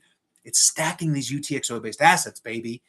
And by understanding that it's a valid play to keep your capital in Monero, right? I don't personally have any, but you feel free to send me some, right? I definitely should get addresses out there, but I'm poor, guys. Boat accidents and all that. That's another reason why we're doing this. But you can keep your capital in Monero. But what happens when you want to express that capital, and they're like shutting off all the on and off ramps? That is the power of something like Litecoin. That is something that cannot be replicated by a Caspa, by pretty much any of these other assets. And because of that, it's like a magic spell. It's like the world had dust. And if as the people learn how to sing it, they go, whoom, whoom, and we all can cast spells. You know what I mean? And it's because of that distribution over time. And in 2011, there was only Bitcoin and Litecoin. It wasn't, swimming up against a sea of competition like in the Solana era, where you've got all these meme coins, just just the saturation of the market. So it's just such a special thing. And so when you educate the population that consider Litecoin as decentralized freedom liquidity and freedom capital, that is what it should really be thought of as, because you can turn it into anything. And we, the people, can institute honesty on that market and inherit that power of that asset and express that wherever we want, whether it's in the Monero set or the Zcash set or the ADA set or the Knight set. That is powerful. I mean, suddenly, the people are just winning. That is how the people own homes. That is how people have hope, And when we start teaching small businesses, so I got another, man, I call it the Millennium Mayors Project, bringing hope back to the hometown. And again, hope is how oppressed people escape. Imagine this. Imagine if a bunch of 40 and under people, right, across the world, but let's say it's in America because I don't know if people have mayors all over the world, right? Well, they don't. But the point is, like, local representation is what we're talking about. But imagine having a bunch of like 40 and 30 somethings running for local mayor, run for local office. And what your platform is bringing hope back to the hometown, meaning you're going to revitalize the small business. You're going to bring the downtown back alive. And how would one do that? Well, right, when the local diner and the local gas station and when all the small businesses in the bakery, they learn about, okay, I see what Bitcoin is. I see what Litecoin is. I can contextualize and understand this volatility, because of course I can hear the trolls now. Oh, great. And then, grandma had all of her whatever and Bitcoin at 120K and now it's at 60 and now she hates you forever. Hold your peace. It's like, bish, understand. We're adopting a long-term view here. When we're looking at Bitcoin's going to hit $1 million in the next 10 years. You know what I mean? So thinking like that right now, again, if you're feeding your baby and your family, you're playing a different game. But that's the thing, is how do we get to the point where we're playing the long game? We're establishing capital. Because that's the other unfortunate reality, bro, is only 10% of people are on the other side of that capital escape. They have sufficient capital generating revenue commensurate with inflation and the devaluation of the dollar. But the rest of it, like the 90%, bro, we're out here going, oh my God. You know what I mean? Like toilet paper is $1 billion and eggs is 20. You know what I mean? It's crazy. It's crazy, And man, and in America, dude, $25 an hour is $52,000 a year. Average American is not making anywhere close to that. Not even half that. You know what I mean? And when you think about this, $36,000 before taxes is a pretty good baseline estimation for just keeping a human being alive for the average person. Because the average rent, let's say, rent, roof over your head, and utilities. So you got electric, you got your internet, all that shit. Call it $2,000 a month. That's 24 G's. Now throw $1,000 for food. That's your 36 grand. Now, this is not a car payment. This is not gas. This is not insurance. This is not investment. This is not leisure. This is not romance and all these other things, right? So when you look at, oh my God, and the average American is not making, like, because they get clever with it. They'll say the average U.S. household is making like 70-something thousand, but again, that's like multi-income households. The average individual is not making anywhere near that. So yeah, man, there's a lot of reasons, and again, groceries are going up, rent prices are going up. Gas is doing all this crazy crap, And so what do? We understand the power of these assets. We know that we can escape infinite fiat inflation. We know that the spot price is set by the last executed buy and sell order. That's why like Operation Litecoin Liberty is get 4 Litecoin from a centralized exchange and move it into self-custody. Because you will begin empowering the network. Every holder around the world, just like with Bitcoin, but most people don't have 60 grand to say, I'm all right, I'm going to pull a Bitcoin and move it into, self-custody. I wish, right? Wouldn't that be great? But for Litecoin, $180, that that's an achievable thing. That like you could have someone literally at the fryer, as they say, that at the end of the whatever, maybe they can get that one Litecoin at the end of the week, and by the end of the month, boom, they've got 4 Litecoin. That is the equivalent of the total supply is 1 Bitcoin, not dollar equivalent, but 1 to 4, 21 million, 84 million. So owning a proportion of the network, that's the other cool thing. Like when you think about what that means, like when you own 1 Bitcoin, that means you literally own 1/21 millionth of the global value flow into that asset. That is going to be oil, food, pharmaceuticals, water, like everything is going to touch Bitcoin. And think about that. To be able to be a custodian of 1/21 millionth of that global network of power. Flipping that again, like 84 million Litecoin set. 4 of them is an equivalent proportion, but you can do that for $200. But the asset itself can do everything that Bitcoin can do and better. Plus MWeb fungibility and privacy with enough people using it, So that information is powerful, right? That is literally another reason why there is no other asset that can be what Litecoin can be. Because one of the big ones is, again, that institutional adoption. Because it's existed for so long, its distribution profile is profound. And the fact that you can turn it into any other asset. So bet, that's cool. It's also got a hard cap supply. It's UTXO based. Its validator set is global. It's concurrently merge mined with Doge and PEP and Bells and a bunch of other things, So there's all of these layers to it. And then when you realize, whoa, and with that network, we literally can collaboratively impose honesty on it. And it's the same thing with Cardano. Did the math the other day. It was around $365 to move 2,143 Cardano ADA from a centralized exchange into self-custody. So when we start thinking about that as they're each of those are the Bitcoin normalized units, right? So it's just their max supply divided by 21 million. And when we move these units, a Bitcoin normalized unit from a centralized exchange into self-custody, we're literally imposing honesty on the spot price. How are we doing that? We're removing the float. Remember back to what was FTX doing, Sam Bankman-Fried? People would say, here's $10,000. I'd like Bitcoin with it. And they were decoupling your bid from the market because they weren't actually acquiring Bitcoin UTXOs on the L1. They were going bet, updating your dashboard, trusting in their float, which is customer deposits, to be good for it, and then funneling your cash elsewhere to an FTT token that's then in some other interest, asset and company and all this, that's not good, so that's the honesty we impose. Because if they don't have the float, if a Sam Bankman-Fried can't say, oh, we're good for it, just update their account, bro. We'll settle, we'll buy the Bitcoin at the end of the day. That is basically what is currently happening.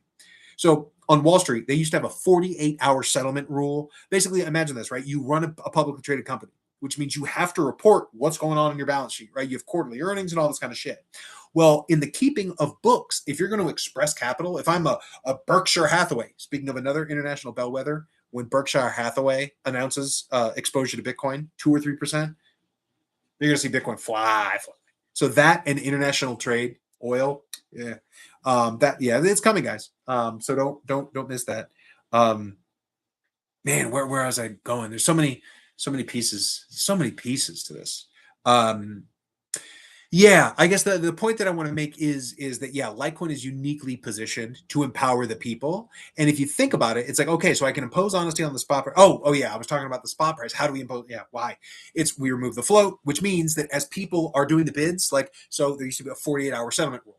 So if I'm a Berkshire Hathaway and I say I want $1 billion worth of Bitcoin, right? I had 48 hours before my books had to be honest. Right? Before I had to say, I have expended the $500 million or whatever it was that I wanted to buy, and now I've acquired so much Bitcoin. That I had 48 hours. It was reduced to 24 hours like 9 months ago or something, But when you think about these like Michael Saylor and BlackRock level, like spot, ETF players, they have custodians that they have to report. Many that Coinbase and Kraken, I believe, also are custodians for some of these assets that are publicly traded.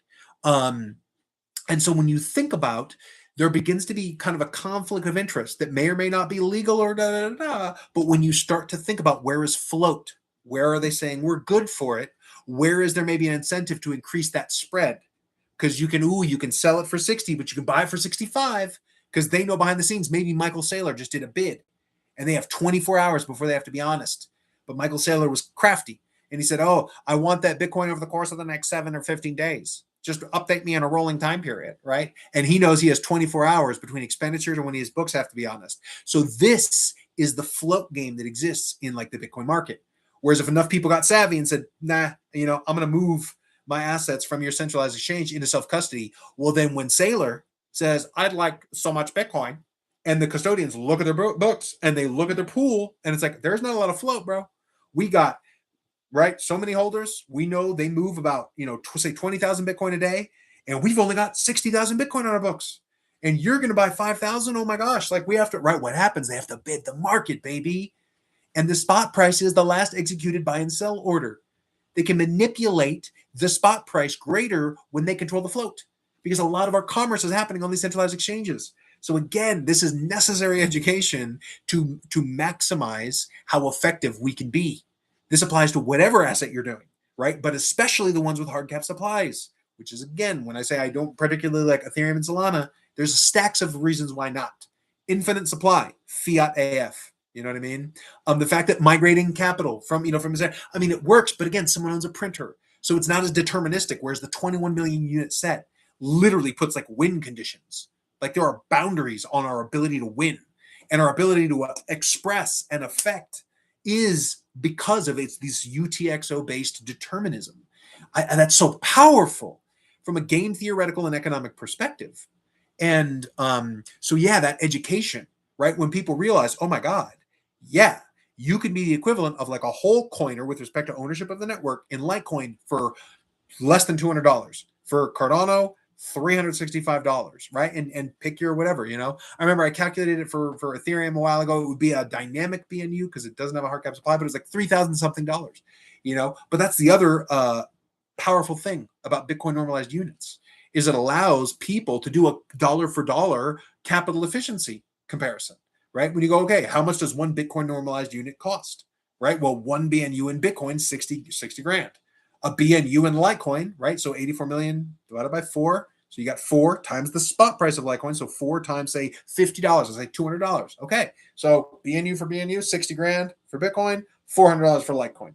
Do the same thing, 45 billion divided by 21 million to calculate for Cardano. You go, oh, there's 2,143 ADA per every Bitcoin. So 2143 times 16 cents. Boom. $360. Bet. Right? So now we know to impose 1 unit of honesty on centralized exchanges. 60 grand is the cost of honesty on the Bitcoin ledger. $400 is the cost of honesty on the, or actually 200 on the Litecoin ledger, and around 365 on the Cardano. And so when more and more people can set these objectives and also know, okay, so then maybe I don't have to stack this asset, for whatever. Maybe I want to get 1 Bitcoin normalized unit worth.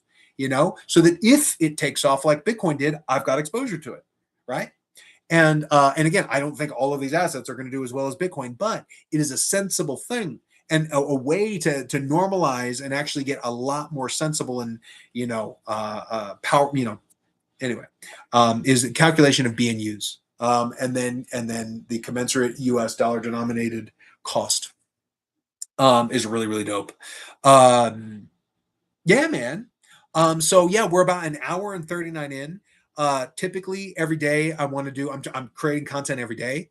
And typically want to do between 1 and 3 hours. And yeah, I felt like earlier in the day, so this, I did shift it like an hour or two, I think. Yeah, I find that my impulse is to create like right after coffee. Whereas today, and I was grateful for it, I went on a run. It was great, But it's because I wanted to be, not have everyone being asleep in like US markets. But again, yeah, man, shout out to, anyone rolling through the room and whatnot. I think, like, I don't know if there's like, crazy trolls or who knows, who knows what's going on, with these things, and it also could be just bad signal. But I do see, that there's, at least one person in the room. I did, share it in a bunch of different discords. It is public. It'll be up there. But again, we'll be back tomorrow. And people are learning, knowing, and that's the power of doing it every day. Is we can keep having a perpetual conversation about how do we exponentiate value together. And again, and for context, sometimes, might be talking about ghost stories and time travel and aliens and singing a song and reading a book and doing some other thing. You know what I mean? This really, the intention is for it to be kind of a free vibe space. As the interface develops, as we get into the StreamYard era, we'll be able to send links. We'll be able to do multicams, all kinds of cool stuff. Again, look into the Cardano Collective. I believe in the blockchain. This isn't the intention here isn't for any one blockchain, because again, for folks that do their homework and do their research, we understand that the maximum value creation is an interoperability paradigm. Bitcoin alone isn't going to do it. Litecoin alone is not going to do it. Monero, Zcash, Cardano, whatever alone is not going to do it. It's going to be maximized by understanding the interoperability. And that UTXO basis is really what locks in that security without the leaks and the DeFi and the security of the bullshit. Like, it's what allows us to get to deliver on that self-sovereignty globally with all of the various security options. Because there's even, like, again, there's a spectrum of custody options. Understand your custody. Self-custody is important, but it is not for everyone, right? Like, if you're trying to onboard grandma, you don't want her to move $3 million into a thing that she didn't understand, lose her seed phrases. Oh my God, there goes everything grandma knew and loved. You know what I mean? So we gotta, adjust our risk and whatnot. But there is a spectrum, and understanding them is key. But at a fundamental, that self-custody, or at least removing it from custodial environments, imposes honesty, which empowers the entire network. Your assets are worth more, because then these centralized exchanges, they don't get to set the prices like they do. Now, why would they want to set the prices? Because they are the custodians for folks that are at the institutional level. You know what I mean? So again, I mean, these assets were created to liberate the people from this, which is also why there is an irony, that Michael Saylor likes to brag about being able to borrow at effectively, $1 billion at effectively 0% interest and whatnot. That's not why Satoshi created Bitcoin, And so by delivering on that promise that Satoshi, offered the world, is understanding that we can arbitrage the influence of institutional players with these UTXO interoperable assets. So maybe when Bitcoin is really on a rise, maybe there's opportunity to lock some of that in the Litecoin layer, where Litecoin it's not servicing Stretch and Strike and at the market MSTR offerings. And then, because Coinbase, a centralized exchange, knows that they've got a big bid coming in, but they've only got a rolling update 24 hours, So now our spread is like this at the retail side and all that bullshit, Whereas if they don't have the float, and then they go, hey, you know what, Michael, we'd love to fill that order for 1,000 Bitcoin, but we don't have it. We don't have it, And then so what ends up happening? The spot price ends up climbing, because they can't just update any dashboards. Because that's how you play the float, is you basically do what Sam did, but you don't then complete it by then taking those assets and allocating them somewhere else. You can say, oh no, we'll update your dashboard. We'll be good for it. We'll move and we'll commit the UTXOs at the end of the day, because if they know they are good for it, they can get away with it, and they can argue with their lawyers that, hey, you know what I mean? We were good for it. Everyone that said we want so much Bitcoin, by the end of the day, they could But we know 10 minutes is a damn eternity in blockchain environments. You know what I mean? So yeah, when you start talking about 24-hour settlement times, and you're talking about billions of dollars of flow, you're talking about OTC markets. That's another thing. Another way to decouple the spot price performance from these major players is over the counter. which is a fancy word for ain't nobody, seeing it. It's kind of basically peer-to-peer. You're not going through a centralized exchange.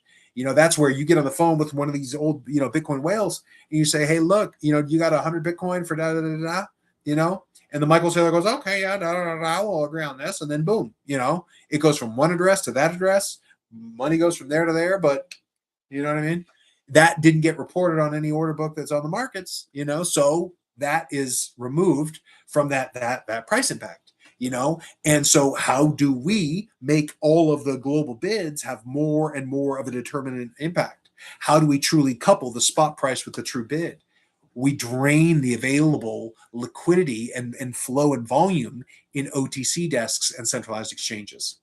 And we do that with coordinated supply migration strategies like Operation Litecoin Liberty. Buy 4 Litecoin on any centralized exchange, move it into self-custody. Same thing for Bitcoin. I wish it was as cheap to impose 1 unit of honesty, but even a little bit, right? These people that are DCAing 100 Bitcoin a month or whatever, that is still slowly but surely imposing honesty, And again, DCAing in Bitcoin is not a bad strategy. That is a very healthy strategy. It's been proven long game to be very, very effective, but it is not maximally effective. It is not maximally productive. And these toxic maximalists, they decouple themselves from sensible modeling of the markets and just reason and really even valuable human conversation when they look, people do the Solana meme coin casinos because they have $500 to freedom. Or $5 to freedom. You know what I mean? Where you're $5 or 500 of big Bitcoin at 60K even, you're not going to turn that $500 into freedom. Not like the stories of Bitcoin. Because think about that, right? You double that, even if it's $500, it turns into 1,000 with Bitcoin at 120K, right? So now let's give it 180K. So now you're at 1,500, right? And now let's give it 240,000 per Bitcoin. Great. Now you're at $2,000. You know what I'm saying? So these Bitcoin maximalists are like, no, I just want the whole world to think the way that I think. No, you freaking fool. That's stupid. One, again, it's like saying tomorrow everyone's going to be a Dodgers fan. No one's going to be New York, or everyone's going to be a fan of Ford versus Chevy. It's so trite and just juvenile, and it's unbecoming. And that's another reason why I've got this, because again, I believe in this. I know it's really our only solution that the people have. The Matrix is real. They own the media. They're fucking up our money. No one can afford houses. People aren't having babies. And Buddha and Jesus, babies, Jesus, whatever, bless those, folks that are choosing responsibly to not have babies they can't afford.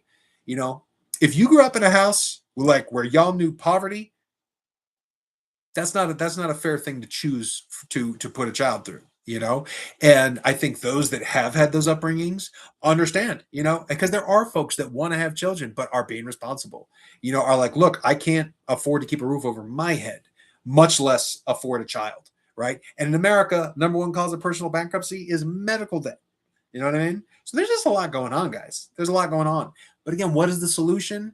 It's these assets. So yeah, maybe going back to the crypto hope houses, the alternative model to college. You get 4 to 6 young folks. They say, whoa, what if instead of being $50,000 in debt with student loan debt, we can't declare bankruptcy on if it goes totally squirrely?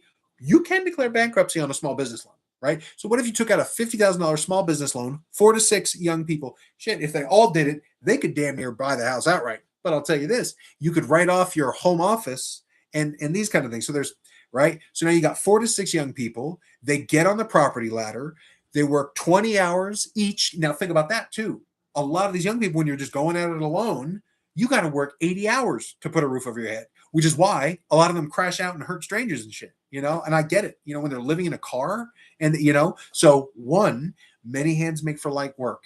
You get 4 to 6 of these young people together, just like they kind of would be in college anyway, living in a dorm. It's close quarters. You know what I mean? You're living with friends. Many times you 3, 4 people in a room, so 4 to 6 friends in a 3, 4, 5 bedroom house somewhere in upstate Maine or New York or Florida or Texas, wherever, right? Kind of, starts to make sense, and if 1 or 2 of them have a small business loan, well, shit, you probably get that mortgage cracked, and again, the relationships with their parents, how are they funding things? So there's just so much of this potential. And if you think about it, okay, well, then at the end of those 4 years, right, on the one hand, You might have spent 4 years working for someone else. You're $50,000 in debt that you can't walk away from, and you got a piece of paper in a questionable job market.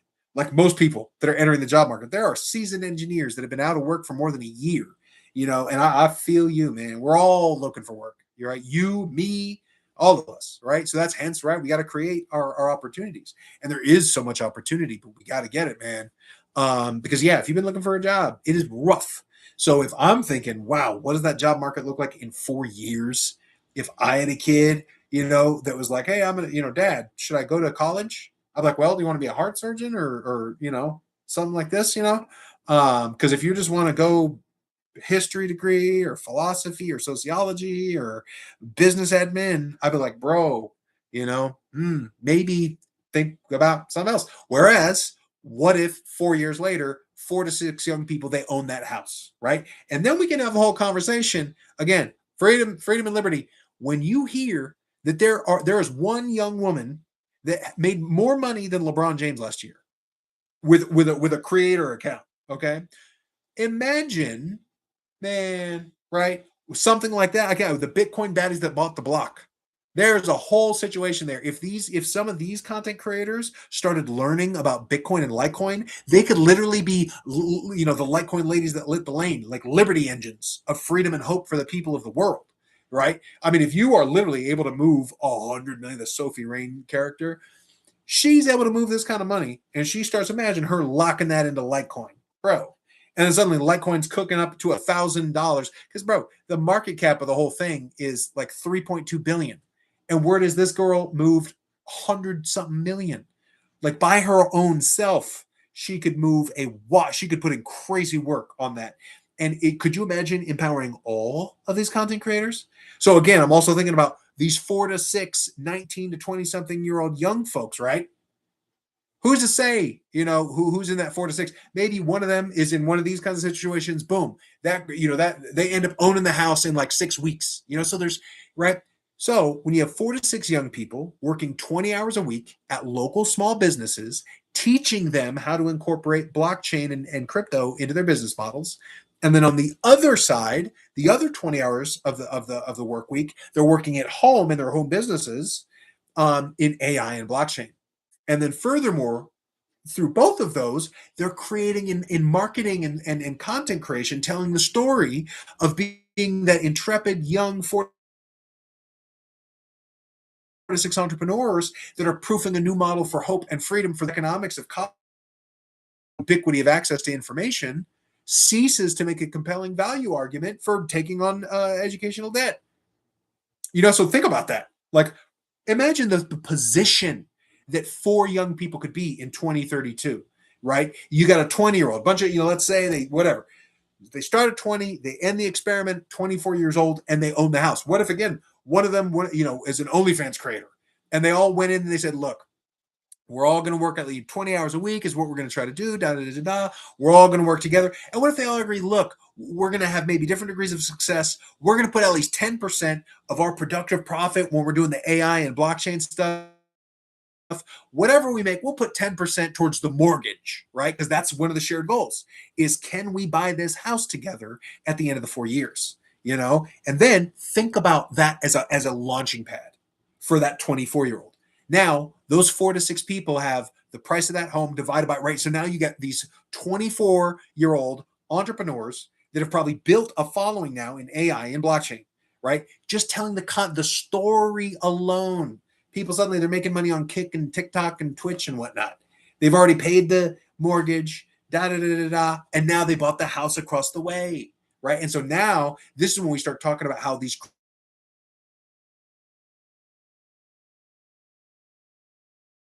crypto, when it's like 2 or 3 houses, a village or a community, when it really starts to expand, and these right, they're working in the small businesses, teaching them how to adopt crypto, and then so suddenly everyone's starting to get savvy, and they're all actually making more money, and they're advancing in their economic liberty. They're escaping fiat inflation, and see that's and that goes back to when we're talking about the Millennium Mayors Project, which is run for local mayor on a platform of bringing hope back to the hometown, reviving small business. And really what you're doing is you're teaching them how to add Bitcoin to the balance sheet.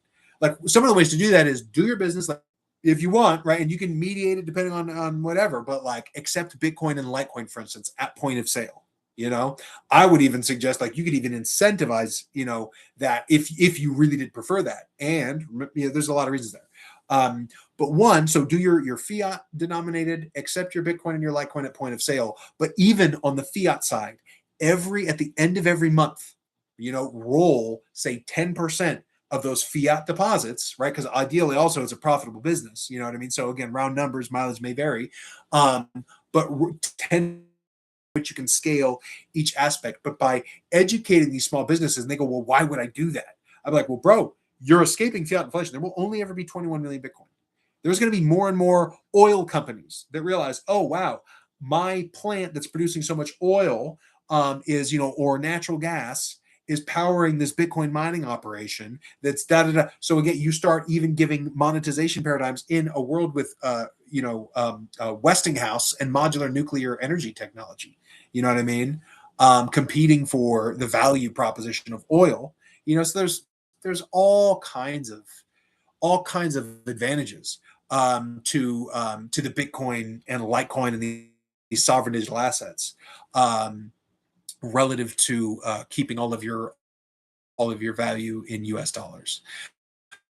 And so suddenly that small mom and pop coffee shop or pizza shop or local repair shop, glass repair, whatever it is, barber shop, they are participating in the economic plenty and activity that's happening in Manhattan, in Sydney, in Singapore, in Shanghai, and everywhere around the world. These movers and shakers that are moving billions of dollars, that is now enriching that small mom and pop coffee shop, that small barber shop. And so now suddenly, and think about the way that also turns that old model on its head, where a lot of folks like across America, if you grew up in one of these small, like a farming town, like, bro, your options are you either work on the farm or work at one of the very few businesses around here, or maybe you're going to go to the military. Maybe you go to college, you know what I mean? But there's just, or it was you have to go to the big cities to find opportunity. Whereas when the small businesses are now being able to appreciate and grow economically at the rate of like Bitcoin and Litecoin, again, you can take the economic plenty happening in the major cities and reinvigorate small towns across America. By incorporating blockchain into these business models, it is the free market solution that exists to undo a lot of the centralization and destruction that we saw happening when Amazon was growing. It's like classically like Amazon like really put in work on Barnes and Noble. Barnes and Noble is a bookstore. Amazon back in the day was selling books, right? But Amazon said, hey, anywhere the internet is, buy your books, and that was really put in work on Barnes and Noble's business model. Obviously, Amazon expanded. Like Walmart's another one, bro. Walmart's like, oh, we'll do groceries, we'll do clothes, we'll do your auto, we'll do da da da, and they've been slowly expanding. And because they've got just these huge economies of scale, they can also price out that local market. So they'll have their groceries cheaper than your local grocer for 2 or 3 years till you go out of business. Then boom, revenues increase. Right now, they also set the price of the market because they're the only thing. So how do we roll that back? How do we get that, the small businesses back? How do we get that vibrancy, that optionality that really makes towns and businesses and just places to be a lot more interesting and vibrant?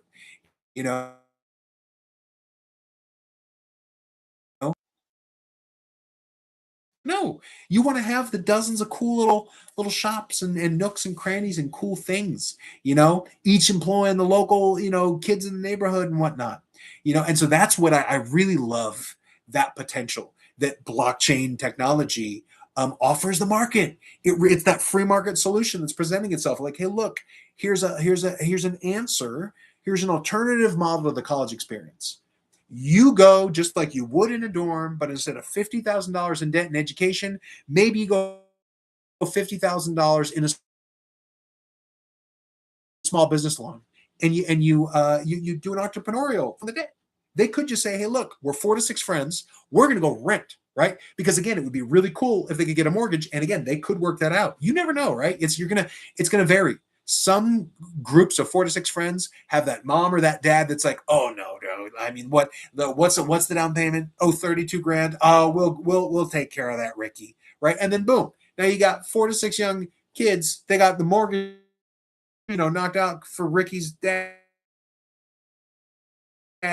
hours a week at the local pizza shop, also creating TikTok content, talking about, hey, yeah, man, this is me and Samantha. Here we are at the local da da da. This is the Crypto Hope House in Bangor, Maine. You know what I mean? Wherever. Really, really cool. It creates a different path that also doesn't basically put folks in debt. Like if you don't have family, because that's the thing, man, is a lot of these folks, it's like college or maybe the military, you know what I mean? And when they look at that and they go, at least the military, you get benefits, you know what I mean? You get a lot of benefits. That changes your life. Um, um, Whereas, student loan debt, it just makes less and less sense in these days. Um,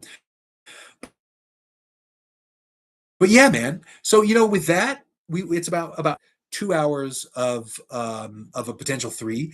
I think I'm going to call it. I think hit most of the things. Shout out to Strike Perpetuals again. Strike Perpetuals. You can access SpaceX IPO, pre-IPO live. I think I saw up to 5x. So be careful. People are going to get rinsed in the SpaceX IPO. I think it's going to do crazy shit. I think it's definitely going to break records. Check out the PEP coin project.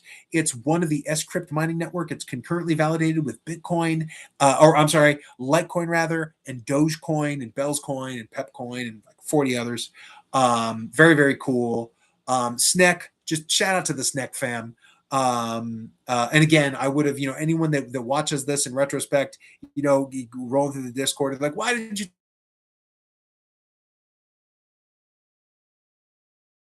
I'll go all over the damn place. So yeah, shout out to those things. I'm pretty sure I hit on all of them. Join the Cardano Collective if you haven't. Folks coming together, having how do we also work together? Within Cardano, a lot of exciting shit. Could keep on going on for hours and hours and hours. Honestly, I could just keep going for a dumbass long time. But I want to balance the energy for the risk reward. But again, the consistency is the key. Yeah, man, we'll be back again tomorrow. Thank you, for anyone that rolled through and enjoyed the stream. Cheers. If there was connectivity issues, which I saw that it looks like there was some connectivity issues. Sorry if that got anyone, but cheers. Yeah, and I may do another stream later this evening. Might do an hour. That because again, I'm trying to figure out what is the best pocket, what is the best way. Left to my own devices, I tend to circle the clock. If I'm not working a job or have some project that I'm doing, I will, I'll just kind of, every like 6 weeks or so, I'll circle the clock. So, but having a commitment to daily content creation will actually maybe help anchor that to some degree. But yeah, which is also to say though that I am open to exploring what that looks like. Because right now in America it's like in the middle of the day on a Tuesday, whereas maybe on the commute on the way to work, there's more stuff going on, but also there's like a World Cup or something. Like I don't know, like the Knicks are doing things. I don't know who they're playing. So I'm confused. I'm getting the impression that there's soccer stuff or football stuff going on as well as NBA, because I'm pretty sure the Knicks are NBA, but I don't follow it. But shout out to the Freedom 250 card though, man. That is coming up. So that'll be interesting. Bodega, the odds markets on Cardano, they did something. They had some. I think it was about a SpaceX IPO. Actually, will it break $144 or something like that? So we'll see. But yeah, lots of different opportunities and ways in which we can have different discussions that also help create value with these projects across chains. All again in an effort to create an informed network of people all around the world that know how to make the Bitcoin set maximize its value, and Litecoin and Cardano and Monero and Zcash and the whole stack, and understand what coins with like say or assets with utility like Strike, or Hype, or in where are meme coins and culture coins and quest coins, where are those in that stack, and how can one use these different things to to advantage and create persistent potential and value creation. Because again, on the macro, I don't think I landed this plane yet. Is that I think we're going to have a major liquidity inflow event into blockchain assets between now and 2029. I think that we're likely to begin to see some macro corrections in TradFi assets before 2029. I think real estate prices are wild right now. When you look at, they're at an all-time high, but they're not getting bids. You get a lot of people that are losing their jobs, so there's not people that are buying them. And yet we have the powers that be in DC, basically saying, "Oh, we're going to artificially, keep the prices up." It's crazy, guys. That is a piper to pay. So again, the goal is when that liquidity comes, making sure we have a sufficiently educated network that can keep that capital and know how to make it productive. As Warren Buffett said, if you do not learn how to make money while you sleep, you will work for someone else for the rest of your life. So how do we learn to make our money make money? We can do that with lending and borrowing in, say, stable coins. We've got perpetuals platforms. We've got all kinds of different awesome shit. Decentralized data storage and compute, artificial intelligence regimes. Blockchain is the native monetization layer for AI, And so if a decentralized community has sufficient capital in their hands, not in institutions' hands, not in centralized exchanges and the Michael Saylors and whatnot, but in the free people of the world, collectively, custodying their assets and using decentralized financial tools, that is how we weather the winter. Because fortress funds will be those assets that are made productive, such that whatever the macro environment is, when the great night comes and it's, oh no, we will all have our fortresses built and and we will be able to we will have prepared for it between now and 2029. So that to me is kind of the game. Is we need to educate. We need to say, okay, yeah, that's what a meme coin is. That's what Bitcoin is. That's what a Litecoin is. That's what a Monero is. Hey, look at the privacy. Oh, all that shit. Have those conversations. Get people understanding the assets, acquiring the assets, learning how to make them productive, so that when 2029 does come, and when things do start to correct, we in our decentralized communities, we're not waiting on the suits. We will have sufficiently acquired capital where we have our own lifeboat, where we're at escape velocity. You know what I mean? Whereas October 10th last year, man, it was a coordinated liquidity extraction event targeting DeFi. So there's a reason why a lot of these projects are kind of waiting for post clarity and for liquidity to flow back in. So what I'm telling you is that rising tide will come again. But they're gonna, it's ebbs and a flow. And so when it does come, we need many people to understand how, they can use a portion of their situation to understand their custody, make it productive such that, hey, you're good. So for instance, back in like TradFi times, when folks would ask like, how much do you need in like a retirement account to retire? Like what is that number? And my response used to be, was basically, well, what are your expenses? What do you need to live off of? Okay. Because every $100,000 that you have, assume that you can generate about $1,000 a month. Okay. So if your living expenses, say it's $4,000, you got a mortgage, you're early, and it's less than, it's $1,600. And then with groceries and the rest of it, whatever, you can make it happen on $4,000. So I'd say, okay, well then you need 400,000 to generate your 4,000 a month. Now you want to retire, so you're going to double it. That's like that baseline. You know what I mean? And that's why, more or less, a lot of people, were, put that $1 million retirement portfolio kind of in the brain, because typically that's around, what you're going to need to be able to reliably, hit what was most people's, necessities. And so there's all this stuff. What's powerful is in blockchain, because of the rate of growth in AI and blockchain technologies, we can outperform that. $100,000, because of where we are in that growth and adoption curve, can go a hell of a lot farther. So there's also, which again, when we look at the state of the market, how, no one can afford a house, no one's making enough money, no one's having babies, there's all these cool free market solutions that just fit it perfect, so there's just so many layers to how cool it is.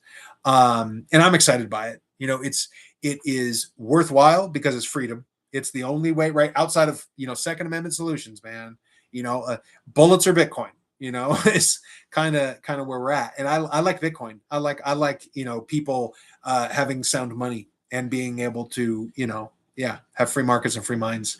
And so that to me is worth spending every day talking about some of the, some of these things, and again, launching this, talking mostly about crypto. I think that it'll be a relevant part of the conversations. But again, sometimes it might be like, bro, I want to talk about ghosts. You know what I mean?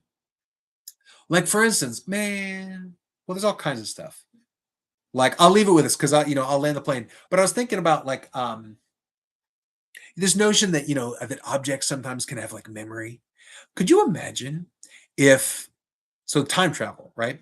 What if there was, by virtue of the time and the age in which an item was crafted, literally the movement of atoms into a particular arrangement, that there was a signature of a kind that tethered that item to a time, to endurance, to a particular spectrum, right? So in my head, I'm thinking about, like, imagine an Egyptian dagger. You know what I mean? Something that was made out of gold long, long ago. But those atoms were put in that particular arrangement with that particular intention in a certain time. And then I think, what about like a little silver bell on a desk that was made sometime in like the Charles Dickens era?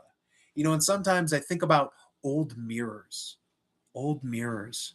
Like, that's one of the, man, I think about all the people that have seen their reflections. Like, when you go to old castles and shit, you think, bro, like, there's probably like kings and queens and shit and dukes and stuff, that witnessed their reflection in these mirrors, And I was thinking about like a group of people that mastered the ability to navigate time, linking these different objects and whatnot, and like what kind of power that would imbue, if one could.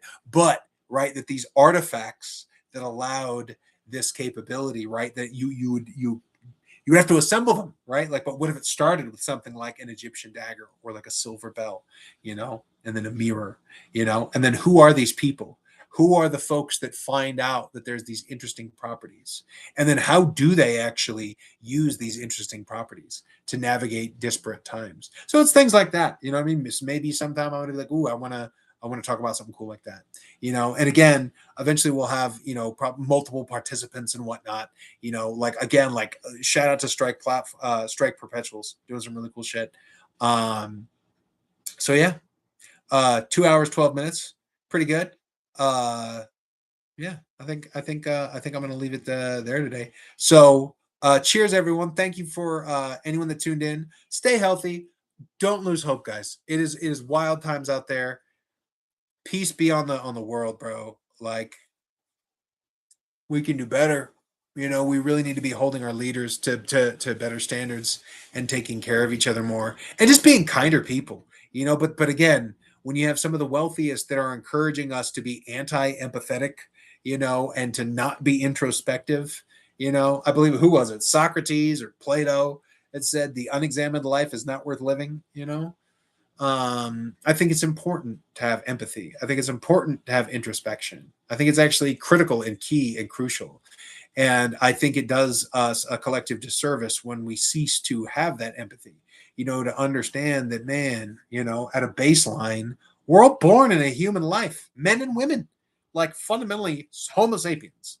Like, so many of us, we share what it means to wake up, lungs, heartbeat, sometimes afraid, sometimes happy. There's a whole spectrum of shit, but there's so much, And then you get the beauty of masculine and feminine, men and women, the way that we figure out how to honor that, economies, families, businesses, art, culture is all cool, bro. It's all cool.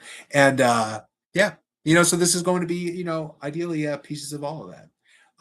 So yeah, until tomorrow, guys, or again, maybe later today, because I might do another stream later today. Cheers.